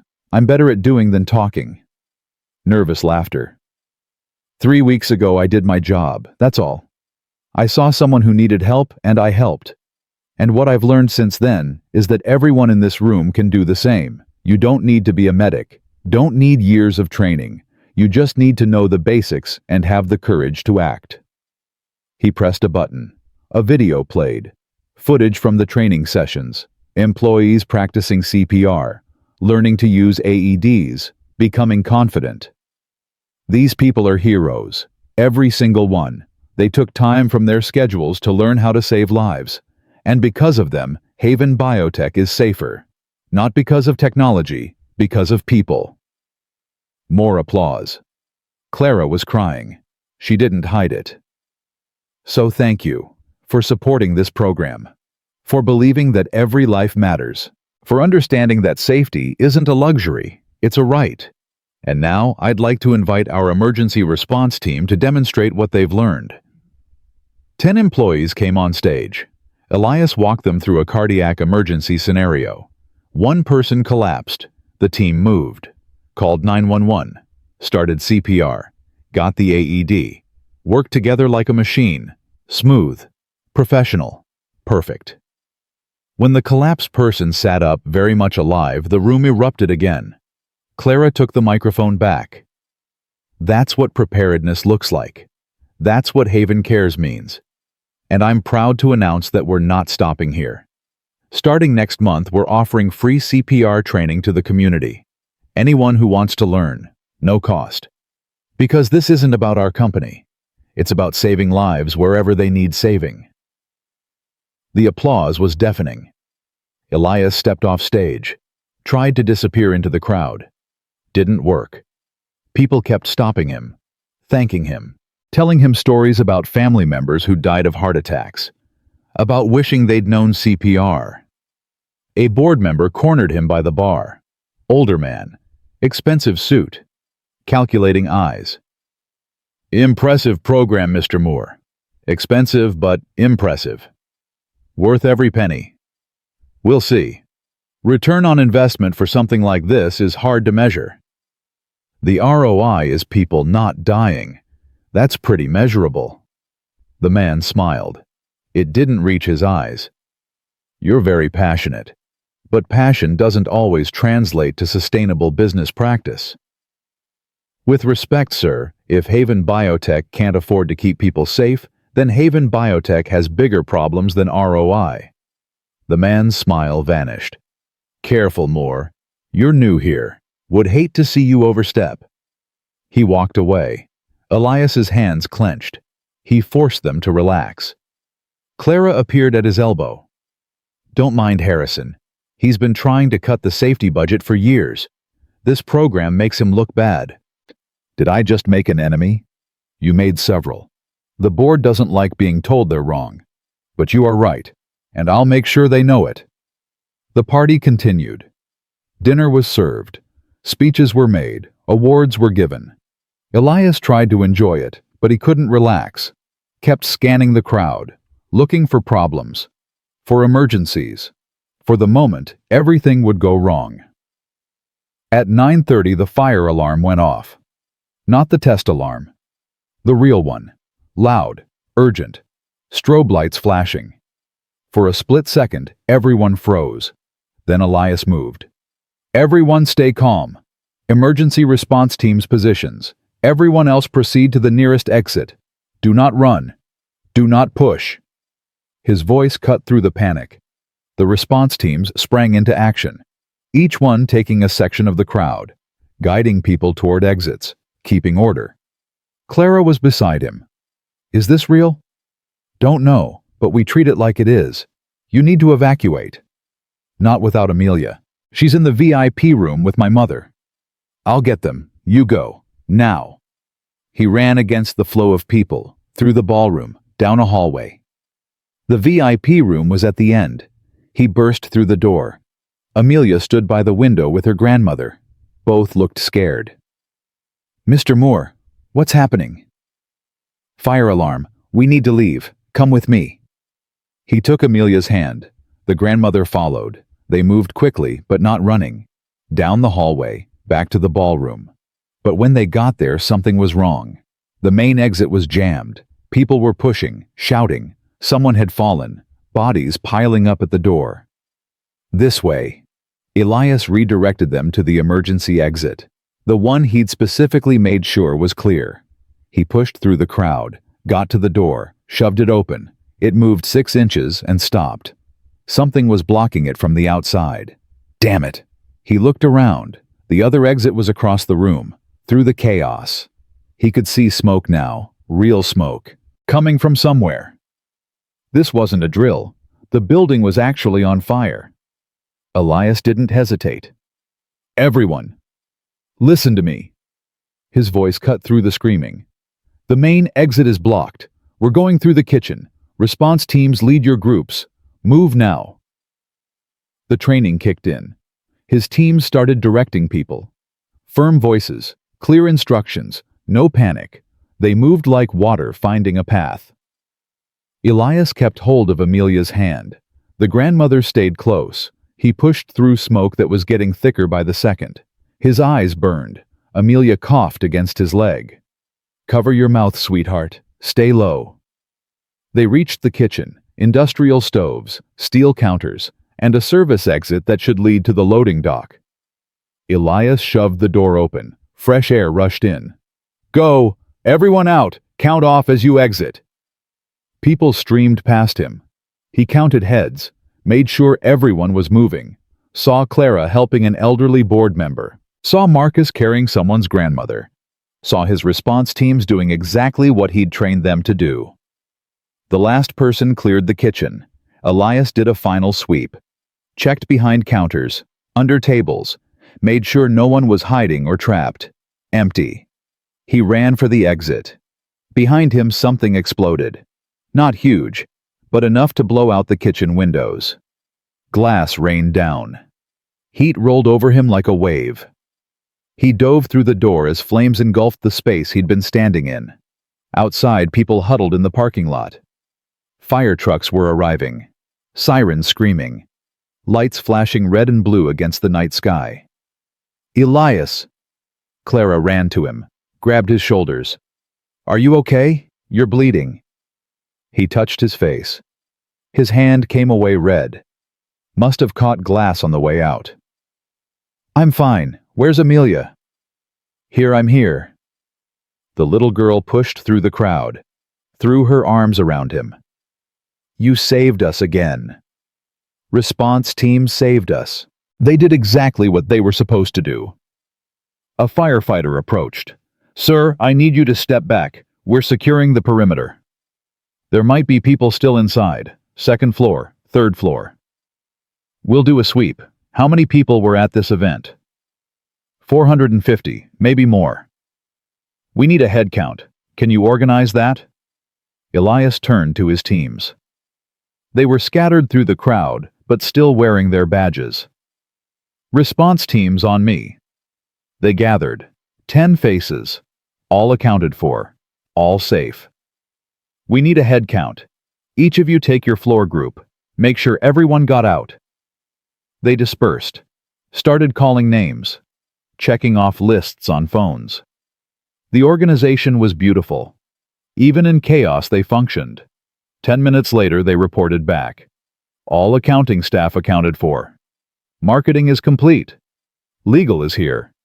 Operations, everyone's out. One by one, every group checked in. 450 people. All safe.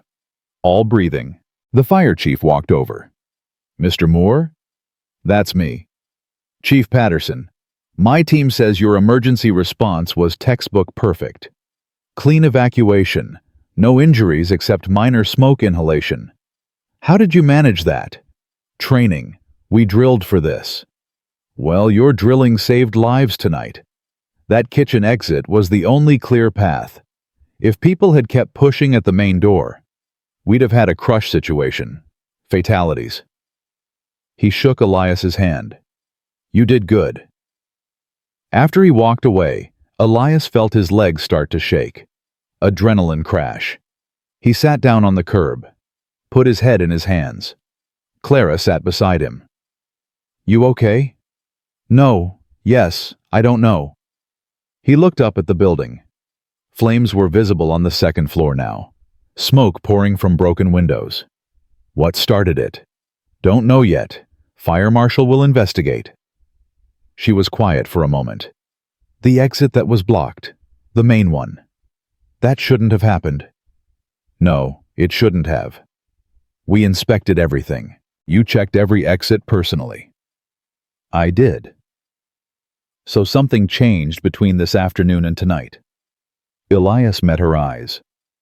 "You think someone blocked it deliberately?"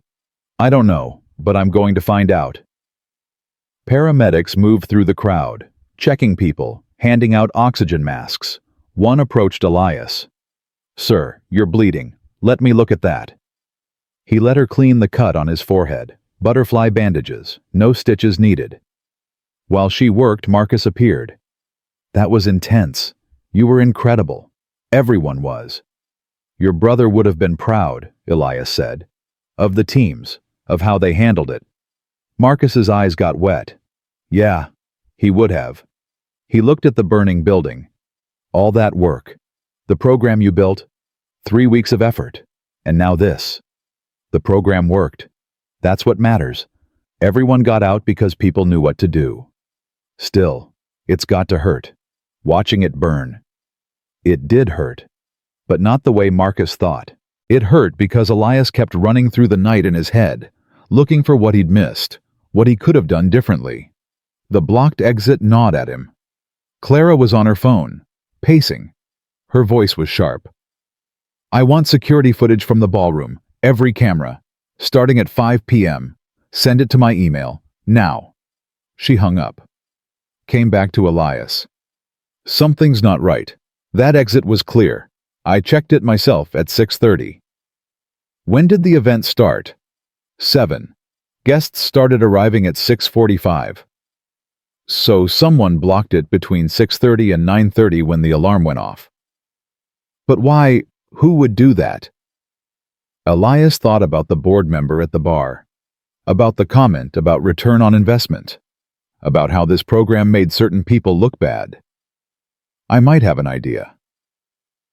2 hours later, the fire was out. The building was a disaster. Water damage, smoke damage, structural concerns.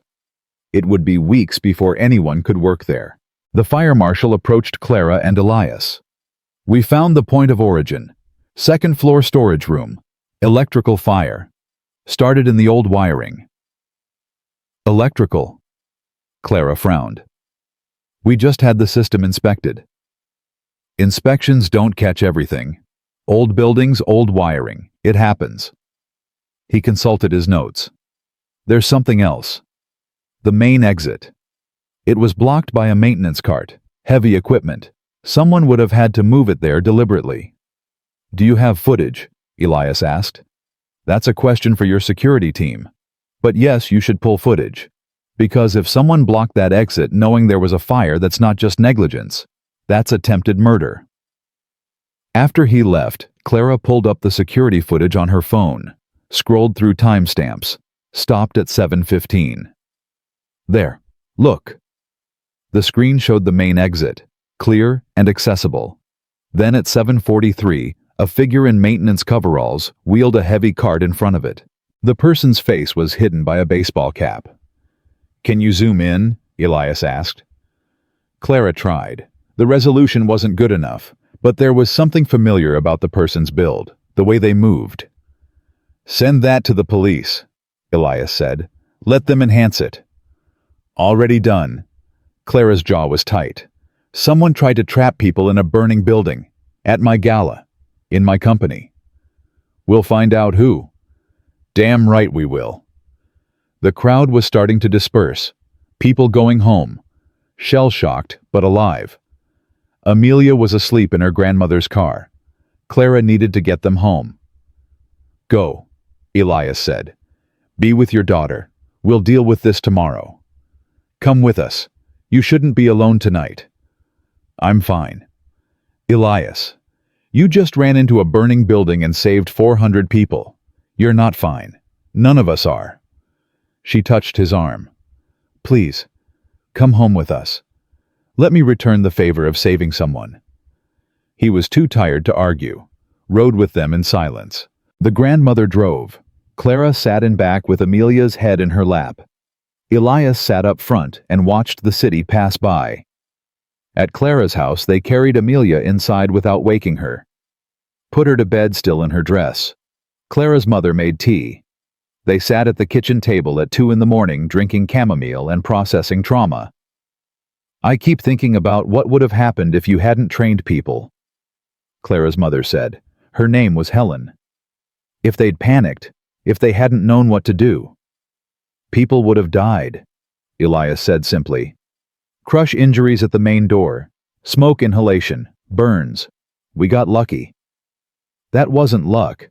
That was preparation." Helen looked at him. "You gave my daughter a second chance at life. Tonight you gave my granddaughter her mother for however long we have her. There's no way to thank you for that." "You don't need to thank me. I was doing my job." "No. You went above and beyond your job. You always do. That's who you are." After Helen went to bed, Clara and Elias sat in the living room.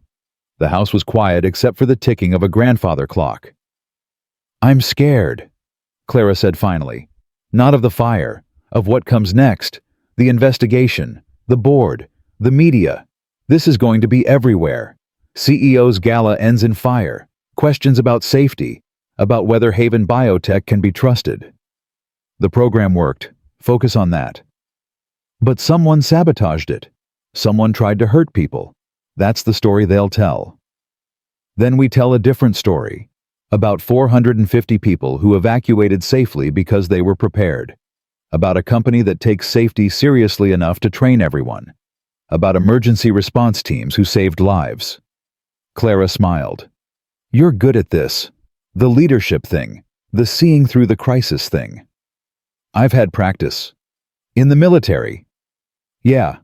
War teaches you to stay calm when everything's falling apart.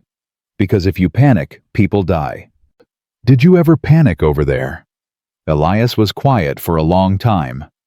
"Once. When Ethan was dying, I knew I was losing him and I couldn't stop it. I felt everything slipping away.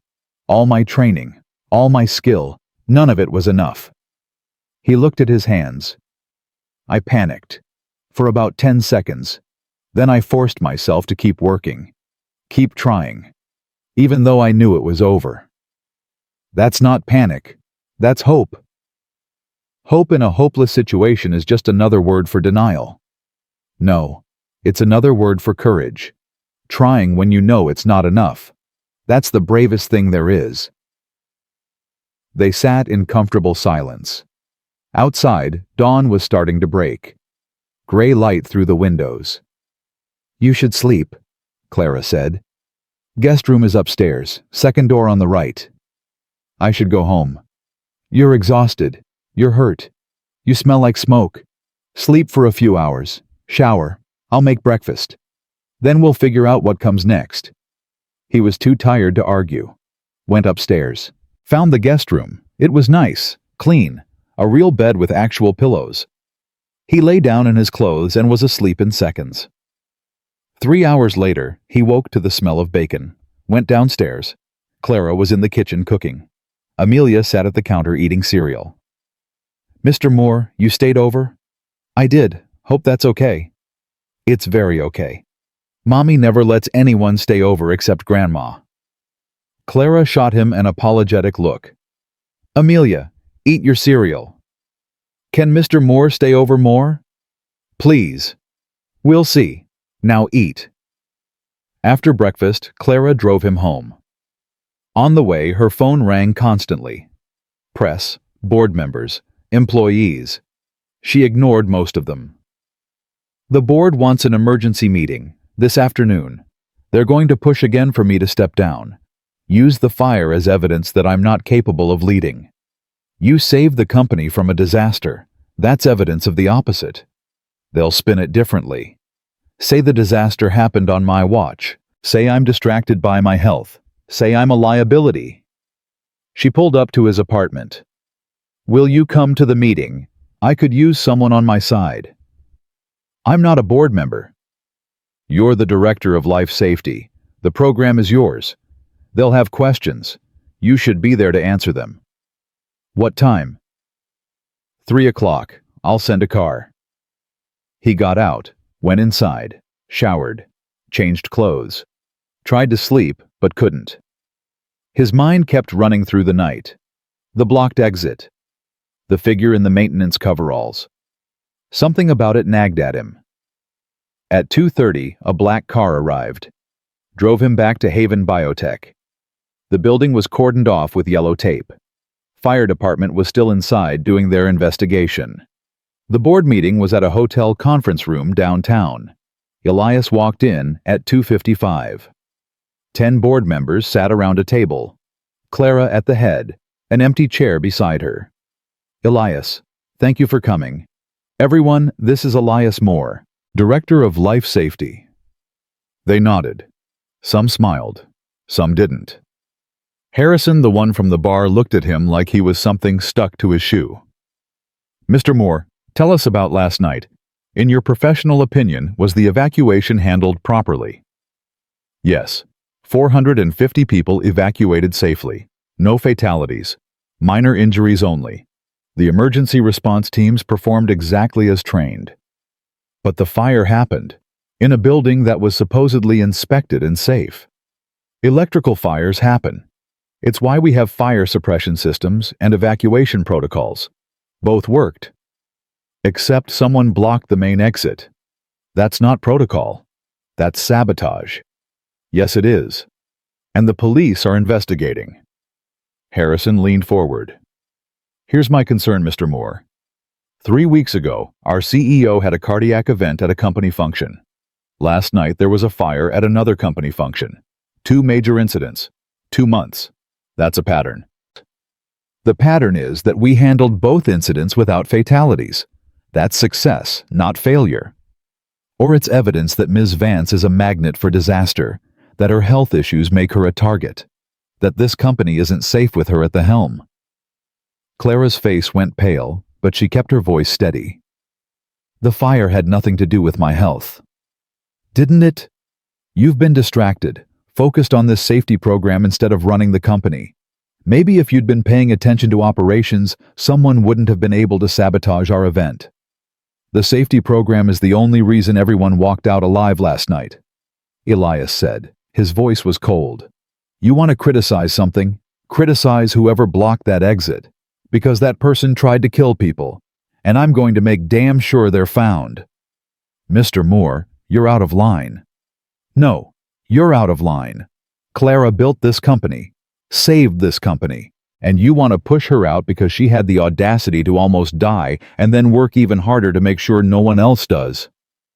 Elias stood. If you want to fire someone, fire me, but leave her alone. Silence. The board stared at him. Clara looked like she might cry. Then another board member spoke. Older woman, kind eyes, the one who'd told him to leave the mop after he saved Clara. I agree with Mr. Moore. Clara has led this company through crisis after crisis. She's proven herself time and again, and Mr. Moore's program is exactly what we needed. I vote we support both of them, fully, without qualification. I second that, another board member said. One by one they voted, 6-4 in favor of keeping Clara as CEO. Harrison and 3 others voted against. It wasn't unanimous, but it was enough.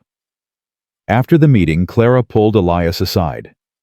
Thank you for standing up for me. You didn't have to do that. Yes, I did. It was the right thing. You keep doing the right thing, even when it costs you. Someone wise once told me that trying when you know it's not enough is the bravest thing there is. Guess I'm just trying. She hugged him. He hugged her back. And standing there in a hotel hallway, both of them exhausted and scared and stubborn, they made a silent pact. They'd figure out who started the fire. They'd rebuild the program. They'd prove everyone wrong. Together. Because that's what people who save lives do. They don't give up. They don't back down. They keep moving forward, even when the world is burning around them. Especially then. The police came 3 days later. Detective Sarah Mills sat across from Elias in a temporary office Haven Biotech had rented while the main building was being repaired. She was 40-something with tired eyes and a notebook she kept flipping through. Mr. Moore walked me through the night of the fire one more time. Elias had already done this twice. Once at the scene, once at the station. But he did it again. Every detail. The alarm, the blocked exit, the evacuation through the kitchen. And you're certain the main exit was clear earlier in the evening. Ms. Vance checked it at 6:30. It was clear. But you didn't personally verify it. No, I was backstage preparing for the presentation. Detective Mills made a note. We enhanced the security footage. The person who moved that cart, we got a partial on the face. She turned her laptop around, showed him a grainy image. Baseball cap, maintenance coveralls, and a face he recognized. James Reeves, second shift maintenance supervisor. Worked at Haven Biotech for 12 years. You know him? Mills asked. He works for us. Why would he block an exit? That's what we're trying to figure out. He's not talking. Lawyered up immediately. But we found some interesting things in his locker. Receipts for accelerant, instructions on how to start an electrical fire, and $50,000 deposited in his bank account 2 days before the gala. Elias felt cold. Someone paid him. That's what it looks like. Question is who? The account that transferred the money is offshore, Shell Corporation. We're working with financial crimes to trace it, but it'll take time. After Mills left, Elias sat in silence. Someone had paid Reeves to start a fire, to block an exit, to trap people. The question was, why? His phone rang. Clara. The detective just left. Did she tell you about Reeves? Yeah. And the money. Someone wanted people dead at that gala. Or wanted to make me look bad. Make it seem like Haven Biotech is dangerous. Tank the stock price. Force me out. Her voice shook. Elias, what if they try again? What if next time we're not lucky? We'll be ready. That's what the program is for. The program almost failed. If that exit had been the only one. But it wasn't. We had backups. We had trained people. We adapted. He paused. Clara, whoever did this, they're scared of what we built. Scared enough to commit arson. That means we're doing something right. She was quiet for a moment. The board wants me to shut down the program. Harrison's been calling other members, saying it's too expensive, too risky, that it attracts negative attention. Are you going to? Hell no, I'm doubling down, expanding it. Every Haven biotech facility, every office, every lab. If someone wants to come after us, they'll find a company full of people who know how to save lives. That's the right call. I know, but I'm scared. Not for me, for Amelia. What if they go after her? What if hurting my daughter is the next move? Elias understood that fear, had lived with it in Afghanistan. Every mission wondering if an IED would take him, if he'd leave someone behind. I'll talk to security. Get a detail on your house, on Amelia's school. We'll keep her safe. Thank you. For everything. For still being here when most people would have run. I don't run anymore. Learned that lesson the hard way. Over the next week, Haven Biotech transformed. Security doubled. Every employee got an ID badge with a photo. Every entrance required keycard access. Cameras everywhere. Elias worked with a private security firm to assess vulnerabilities. They found dozens. Unlocked service doors. Blind spots in surveillance. Areas where someone could hide or plant something dangerous. He fixed them all. Marcus came by the temporary office on day 5. He looked better each time Elias saw him. Lighter somehow, like he'd put down something heavy. Heard about Reeves. Can't believe it was someone internal. People do terrible things for money. True. But $50,000, that's not life-changing money. That's I'll take the risk money. Which means whoever hired him has a lot more where that came from. Elias had been thinking the same thing. You know the board better than I do. Who has that kind of cash and a reason to hurt Clara? Marcus considered. Harrison's the obvious choice. He's been trying to push her out for months, has the money, has the motive. But Harrison's a coward. He'd never do anything that could trace back to him. Too much risk. Marcus sat down. There's someone else, though. Richard Vance, Clara's uncle. I didn't know she had an uncle. Most people don't. He and Clara's father had a falling out years ago. Richard wanted to take the company public. Clara's father refused. Wanted to keep it family-owned. They fought. Richard left. Started his own medical device company. It failed. Lost everything. And now he wants back in, or wants revenge.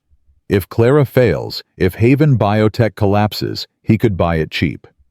Take what he thinks should have been his. Where is he now? Last I heard, somewhere in Europe. But that doesn't mean he's not pulling strings from there. After Marcus left, Elias called Detective Mills. Told her about Richard Vance. She promised to look into it. That night, Elias stayed late at the temporary office, going through files, looking for connections. He was so focused he didn't hear someone come in until they spoke. Working late, Mr. Moore? He spun around. Harrison stood in the doorway. Expensive suit. Cold smile. Mr. Harrison, what are you doing here? I could ask you the same thing. It's nearly midnight. I'm working. What's your excuse? Harrison walked in, looked around the small office. This is quite a come down from the 7th floor, isn't it? But I suppose beggars can't be choosers. What do you want? I want you to understand something. This program of yours, this safety initiative, it's costing the company millions. Money we don't have. Money that should be going to research, to development, to actually making products that save lives instead of teaching secretaries CPR. Those secretaries saved 400 people. By luck. You got lucky. Next time you might not. Harrison leaned against the desk. I'm giving you a chance to resign gracefully. Take a generous severance. Walk away before this gets ugly.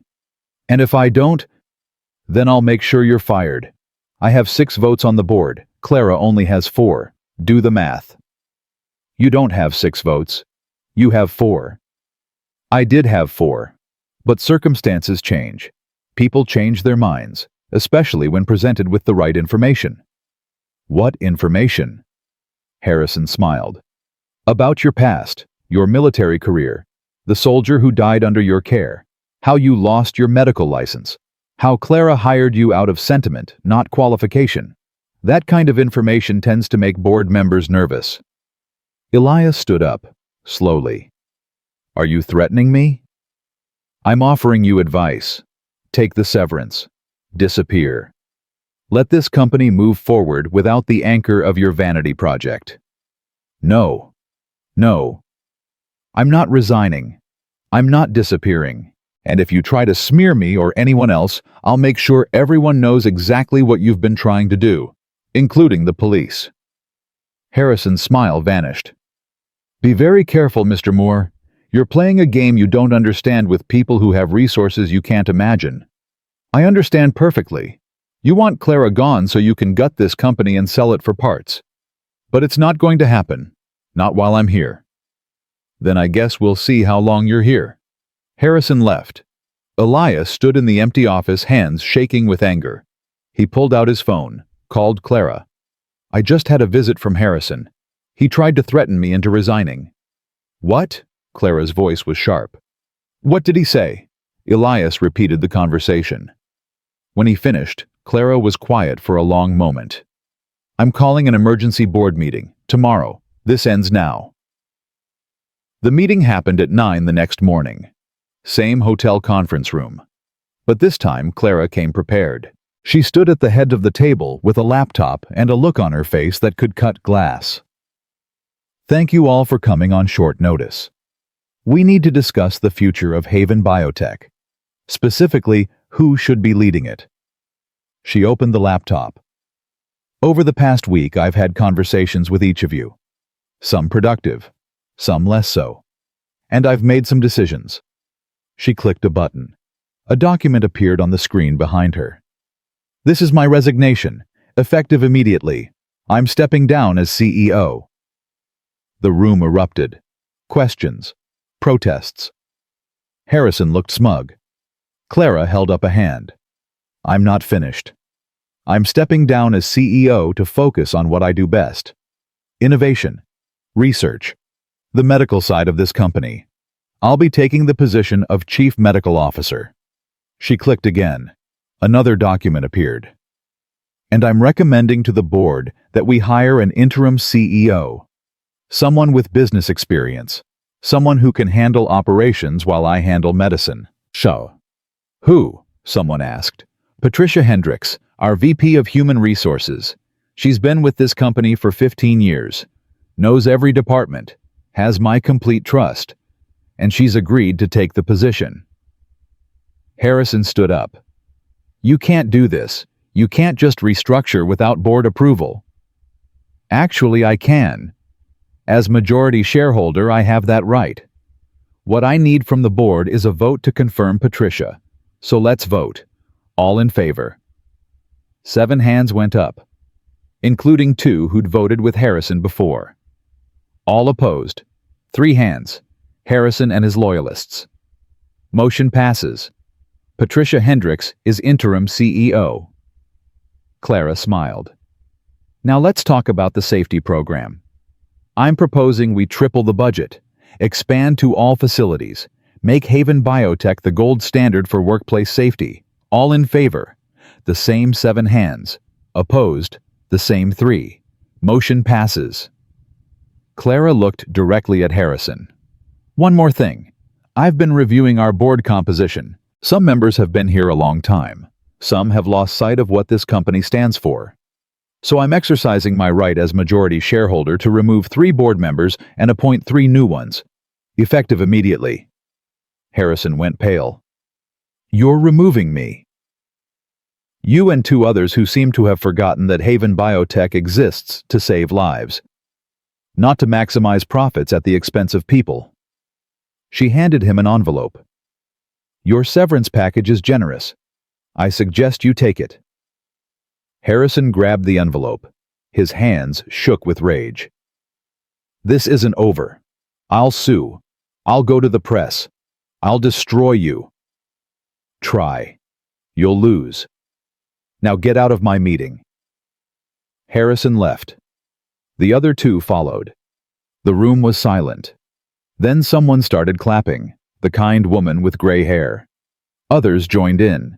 Within seconds, everyone was applauding. Clara sat down, looked exhausted but relieved. After the meeting, she and Elias stood outside in the parking lot. "That was incredible," he said. "That was terrifying. I've never done anything like that before. You were perfect, strong, clear, everything a leader should be. I learned from watching you, the way you took control during the fire, the way you stood up to Harrison. You showed me what courage looks like. You've always had courage. You just needed permission to use it." Clara smiled. "So what now? We rebuild, we expand, we make sure what happened never happens again." "Sounds like a plan." They stood there in the sun. Two people who'd been through hell and come out the other side. Not unscathed, but stronger, better. A car pulled up. Detective Mills got out. "Ms. Vance, Mr. Moore, we found the connection to the offshore account." "And?" Clara asked. "Richard Vance, your uncle. He transferred the money to Reeves. We have bank records, email communications, everything we need to prosecute." Clara closed her eyes. "My own family, trying to kill people to get back at me. We've issued a warrant for his arrest. He's in custody in Switzerland. Extradition will take time, but we'll get him back here." After Mills left, Clara turned to Elias. "I need to tell Amelia. She's never met Richard, but she should know. Should understand that sometimes family hurts you. Do you want me to come with you?" "Would you?" "I don't want to do this alone." "Of course." They drove to Clara's house. Amelia was in the yard playing. When she saw them, she ran over. "Mr. Moore, did you come for dinner again?" "Not tonight, sweetheart. Your mom and I need to talk to you about something important." They sat in the living room. Clara explained carefully. About her uncle, about the fire, about how sometimes people do bad things for bad reasons. Amelia listened. When Clara finished, she was quiet for a long moment. "Is he going to jail?" "Yes, for a long time." "Good. He tried to hurt you, and Mr. Moore, and all those people." She looked at Elias. "You saved everyone again. You always save people. I had help, lots of help. But you're the one who knew what to do. That makes you a hero. Heroes are just regular people who don't give up. Remember that." A year later, Haven Biotech reopened their headquarters. The building had been completely renovated. New fire suppression systems. New emergency exits that couldn't be blocked. New everything. And in the lobby, they installed a sculpture. Bronze hands pressed against a bronze chest, performing CPR. Saving a life. The plaque beneath it read, "For the unseen who act when it matters most." The dedication ceremony was small. Just employees. No press. No cameras. Just the people who'd lived through it. Clara stood at the podium. Healthy. Strong. A new heart beating in her chest. The transplant had come through 6 months ago. She'd survived. "A year ago, I died on a stage in this building. And a janitor saved my life. That moment changed everything. Changed me. Changed this company. Changed how we think about safety and preparedness and the value of every single person." She gestured to the sculpture. "This represents all of us. Every person who learned CPR. Every person who stayed calm during the fire. Every person who chose to act instead of freeze. We're all heroes. We're all lifesavers. And I'm proud of every single one of you." Applause. Elias stood in the back, watching, smiling. Amelia found him after the ceremony. She was 8 now, taller, still had her mother's eyes. Mr. Moore. Look. She held up a certificate. I'm CPR certified, I took a class, and I passed. That's amazing, sweetheart. I'm so proud of you. Now I can save people too. Just like you. You already save people. Every day. Just by being you. Clara joined them. Thank you. For everything. For saving my life. For building this program. For staying when it got hard. Thank you for giving me a second chance. For believing I was worth saving too. Always. You're family now. You know that, right? You and Marcus and everyone who was there that night. We're all family. Marcus appeared with his wife and 2 kids. He'd remarried, started therapy, made peace with his brother's death. He looked happy. Elias, there's someone I want you to meet. He gestured to his oldest son, 12 years old, serious eyes. This is Ethan, named after my brother. Ethan, this is Elias Moore, the man who tried to save your uncle, the man who taught me about forgiveness. The boy held out his hand. Nice to meet you, sir. My dad says you're a hero. Your dad's wrong. I'm just a guy who knows CPR. That's what heroes say. The boy smiled. It was Ethan's smile, the one from the photos Marcus had shown him. Dad says maybe I can take your class when I'm older. Learn to save people. I'd like that. Come find me when you're ready. That night, Elias went home to his new apartment. Better neighborhood. 2 bedrooms. Windows that didn't leak. He could afford it now. Could afford a lot of things. But what mattered most was on his dresser. Not the silver star, though that was there too. What mattered was the photo next to it. Clara and Amelia, both smiling, both alive. And in Amelia's handwriting at the bottom, "You saved us, now we save others. Love, Amelia and Mommy." Elias looked at it for a long time. Then he turned off the light and went to bed. Tomorrow he'd train more people, save more lives, build something that would outlast him. But tonight he let himself feel what he hadn't felt in years. Peace. The ghosts were quiet now. The guilt had faded. In its place was something better, something earned, purpose, and the knowledge that second chances were real. That redemption was possible. That you could fall as low as a man could fall and still climb back up. One life saved at a time. One person trained at a time. One moment of courage at a time. Because in the end, that's what mattered. Not the medals or the titles or the recognition. Just the quiet knowledge that when someone needed help, you were the person who moved, the person who acted, the person who saved lives, and that was enough. That was everything.